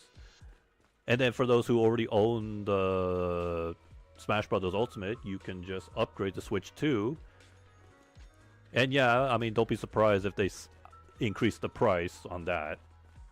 But yeah, but it would still be enough to convince people to buy it. Buy a Switch 2, buy the game, buy the upgrade. And before you know it, at least if the quality is done, well done and made, trust me, somehow, some way, just like Mario Kart 8 Deluxe, Smash Bros. Ultimate will continue to, the numbers, whether it's the original or, no, both the original and the Deluxe, it would just double the number. No, even triple. And then, yeah, and then from there, imagine if there was a Fighters Pass 3, and then guess what? I mean, without Sakurai, we wouldn't have those presentations, which would be sad. But at least it will get the internet, YouTube, Twitch, to be like, oh my god, there's a Nintendo Direct. I hope there will be another Smash Brother trailer. Remember those days? There was that gave us a reason to always hype up for every Nintendo Direct. Nowadays, it just feels like, I mean, then again, no. I mean, to be fair, most Nintendo Directs are pretty great, even without Smash Brothers these days. But it was always that. It was always that one solidified reason why people would just wake up in the morning, look at their Twitter, and then see a Nintendo Direct get announced, and then your heart just skips a beat. And then it's like, Smash! And that's how you get the internet engaged. It's how Nintendo pulls the audience so easily. And commercially, it works. Right now, they can't do that again, because there's no Smash. But it's not the end of the world, and yeah, again, it's not always has to be about Smash. There are, again, I did say other past Nintendo Directs that we had, they were all still pretty good. Although, except for the one time where we got nothing but farming simulations. I mean, not to hate on farming sims. I mean, hey, they're good. They're laid back. But you can't have a direct showcase that just shows 6-7 games of the same genre. Then that's how you're going to lose interest. And that's also how people will say that Nintendo Direct was meh. Or how the kids say, mid. Yeah, you don't want that. Nobody wants that. Anyways, that was like a long yap about that wild take. Excuse me, what else could I predict that will be at the world premieres? I would not bet my fake money if I I wouldn't bet real money, but I'm just saying I wouldn't bet that NetherRealms would show up with a new game. I feel like they need to take a step back. And I think Warner Brothers Games is gonna do that against NetherRealms. Because considering that MK1 wasn't that great at all, apparently, like people are now sharing their afterthoughts. And now they're admitting that yeah, MK1 wasn't really that great. It's actually the weakest entry. And you know, we could use another MKX a game like MKX. So yeah, no, I wouldn't bet NetherRealms would do that. Like announce a new game. I think they're just gonna lay back for a bit, plan, and think how can they evolve, how can they recover from the damage. Well, here's the thing: as long as they're under Warner Brothers games, it's not gonna look good. It's not gonna look healthy for them. If anything, I feel like NetherRealms needs to either find a new publisher to work with, which is impossible because Warner Brothers is never gonna let go of NetherRealms. That or NetherRealms somehow decides to publish the game themselves, like be their own publishers. But that's too much of, again, that's like another impossible task. It's not like IO Interactive when they jumped ship out of Square Enix's hand or boat. When Square Enix was the one pulling all the budgets out of their hands for Hitman 2, IO Interactive knew what was about to happen, so they left before you saw what happened to Crystal Dynamics and Eidos. Well, I mean, that's all the reason why. If you ever wonder why Shadow of the Tomb Raider did bad, yeah, Square Enix, and that's why IO Interactive did the riskiest thing ever: leave Square and publish all the Hitman games, and develop 3 with their own pocket money. It was risky, and somehow it paid off. Look, Hitman is still alive. They even had to change the game title as, just Hitman World of Assassination. And now there's gonna be an elusive target where we get to shoot down Eminem. I totally forgot about that. To mention that was in the recent Xbox partner showcase. First Sean Bean, and then we didn't take out Bruce Lee, but we helped them take out the targets. And now they got Slim Shady and Eminem. Like I said, they jumped ship. If they were still under Square Enix, they would have closed their doors. I guarantee you. Especially now, since I heard Square Enix is like ditching their localizers because they now realized so many of their games have been slops, and they realize their office in overseas isn't doing them any good. Anyways, yeah, so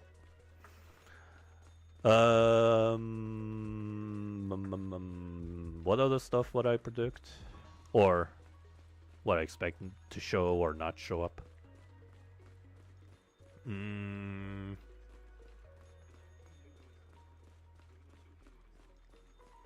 Capcom. Something from Capcom. Maybe that sci-fi shooter game. What was it called again? I think they're going to show off that. Maybe they'll show off a new trailer for Resident Evil 9. Monster Hunter maybe? Because there is going to be an event, seasonal event in Monster Hunter in December, right?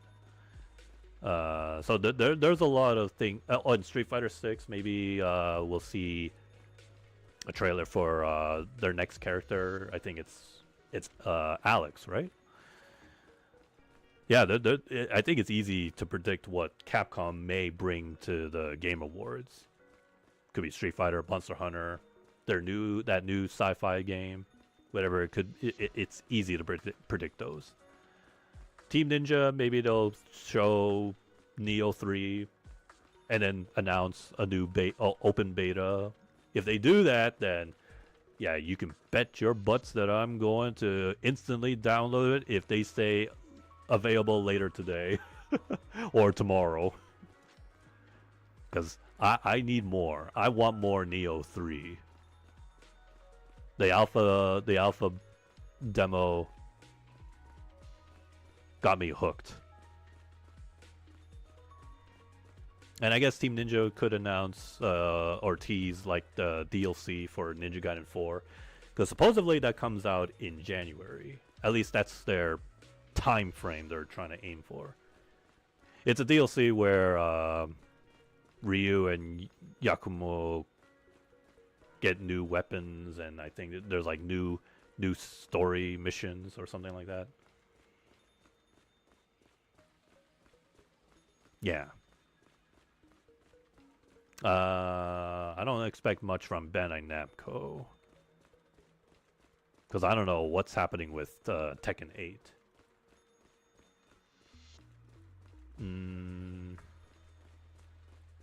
Something from Square? I don't know what Square Enix would have. Do they have a game currently in development now?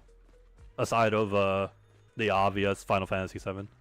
Oh, I guess that's one thing they could show off. But, you know, they probably wouldn't show too much of it. They probably just give us like a 1-minute trailer for FF7, the remake trilogy.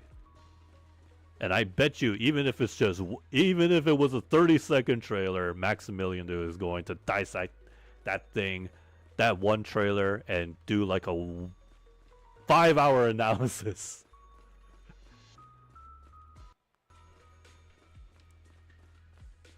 But yeah, I think that's what Square Enix could bring to the table. Well, assuming they have it ready. Otherwise, Tetsuya Nomura will be like, no, not the Game Awards. Maybe another time. another event, not the Game Awards. Which is a bit of a shame because, you know, Game Awards is usually the best place while millions of eyes are watching, you know. It's a lot of too much expectations, though. Like, of course, you could expect people to be upset if the trailer of a game does not show up there. Well, don't worry. You can ignore those angry mobs because they don't understand. Game development is hard, but so is putting together a trailer.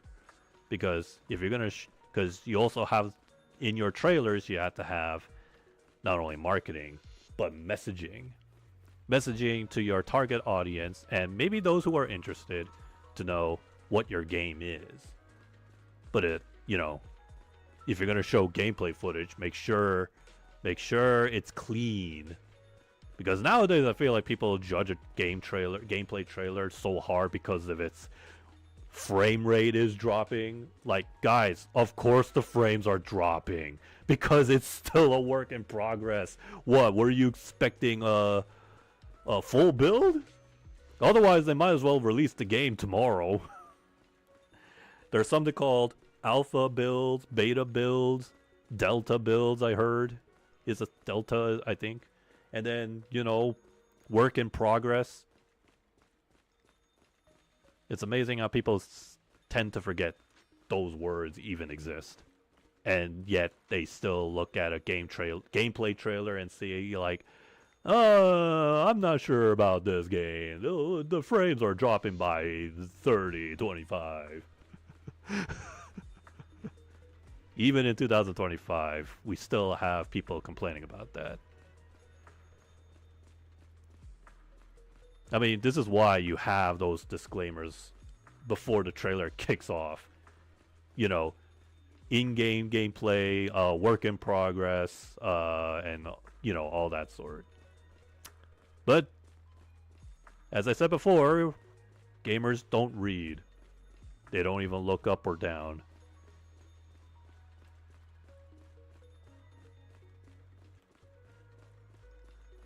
And, yeah. Anyways, what time is it now? Oh boy. Almost a 1 hour yapping. But yeah, I think that's all I can think of. Again, I don't know if Bandai Namco has any games to come out they're working on. Yay.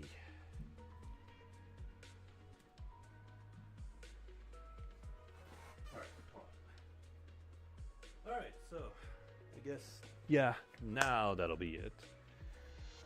So yeah, no stream tomorrow then. Or if there is a stream, I probably do it in the afternoon if I can, if I feel like it. Excuse me. But next stream, we'll be back for more ZZZ and see where the story continues from there. What more things will be unfolded.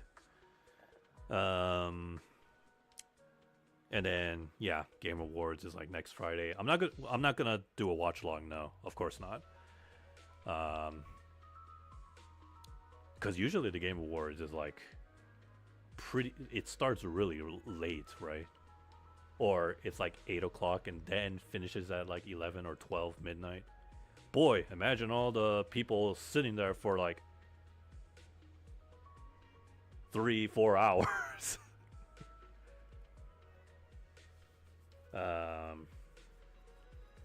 Yeah. And then Genshin's update is next Tuesday, 1 hour before midnight. I don't know how many Primo Gems I have, but I'm not aiming for any 5 stars. I'm trying to aim for a 4-star character. Let's see how many Primo Gems I'll end up having left over before even getting Jahoda. Or assuming I even get her. But that's okay. Just keep playing events, play the new story, and you'll get Primo Gems again. For what little they give you. Alright, so with that, I will then see you guys in the next stream. You folks have a good day and a good night. See you, folks.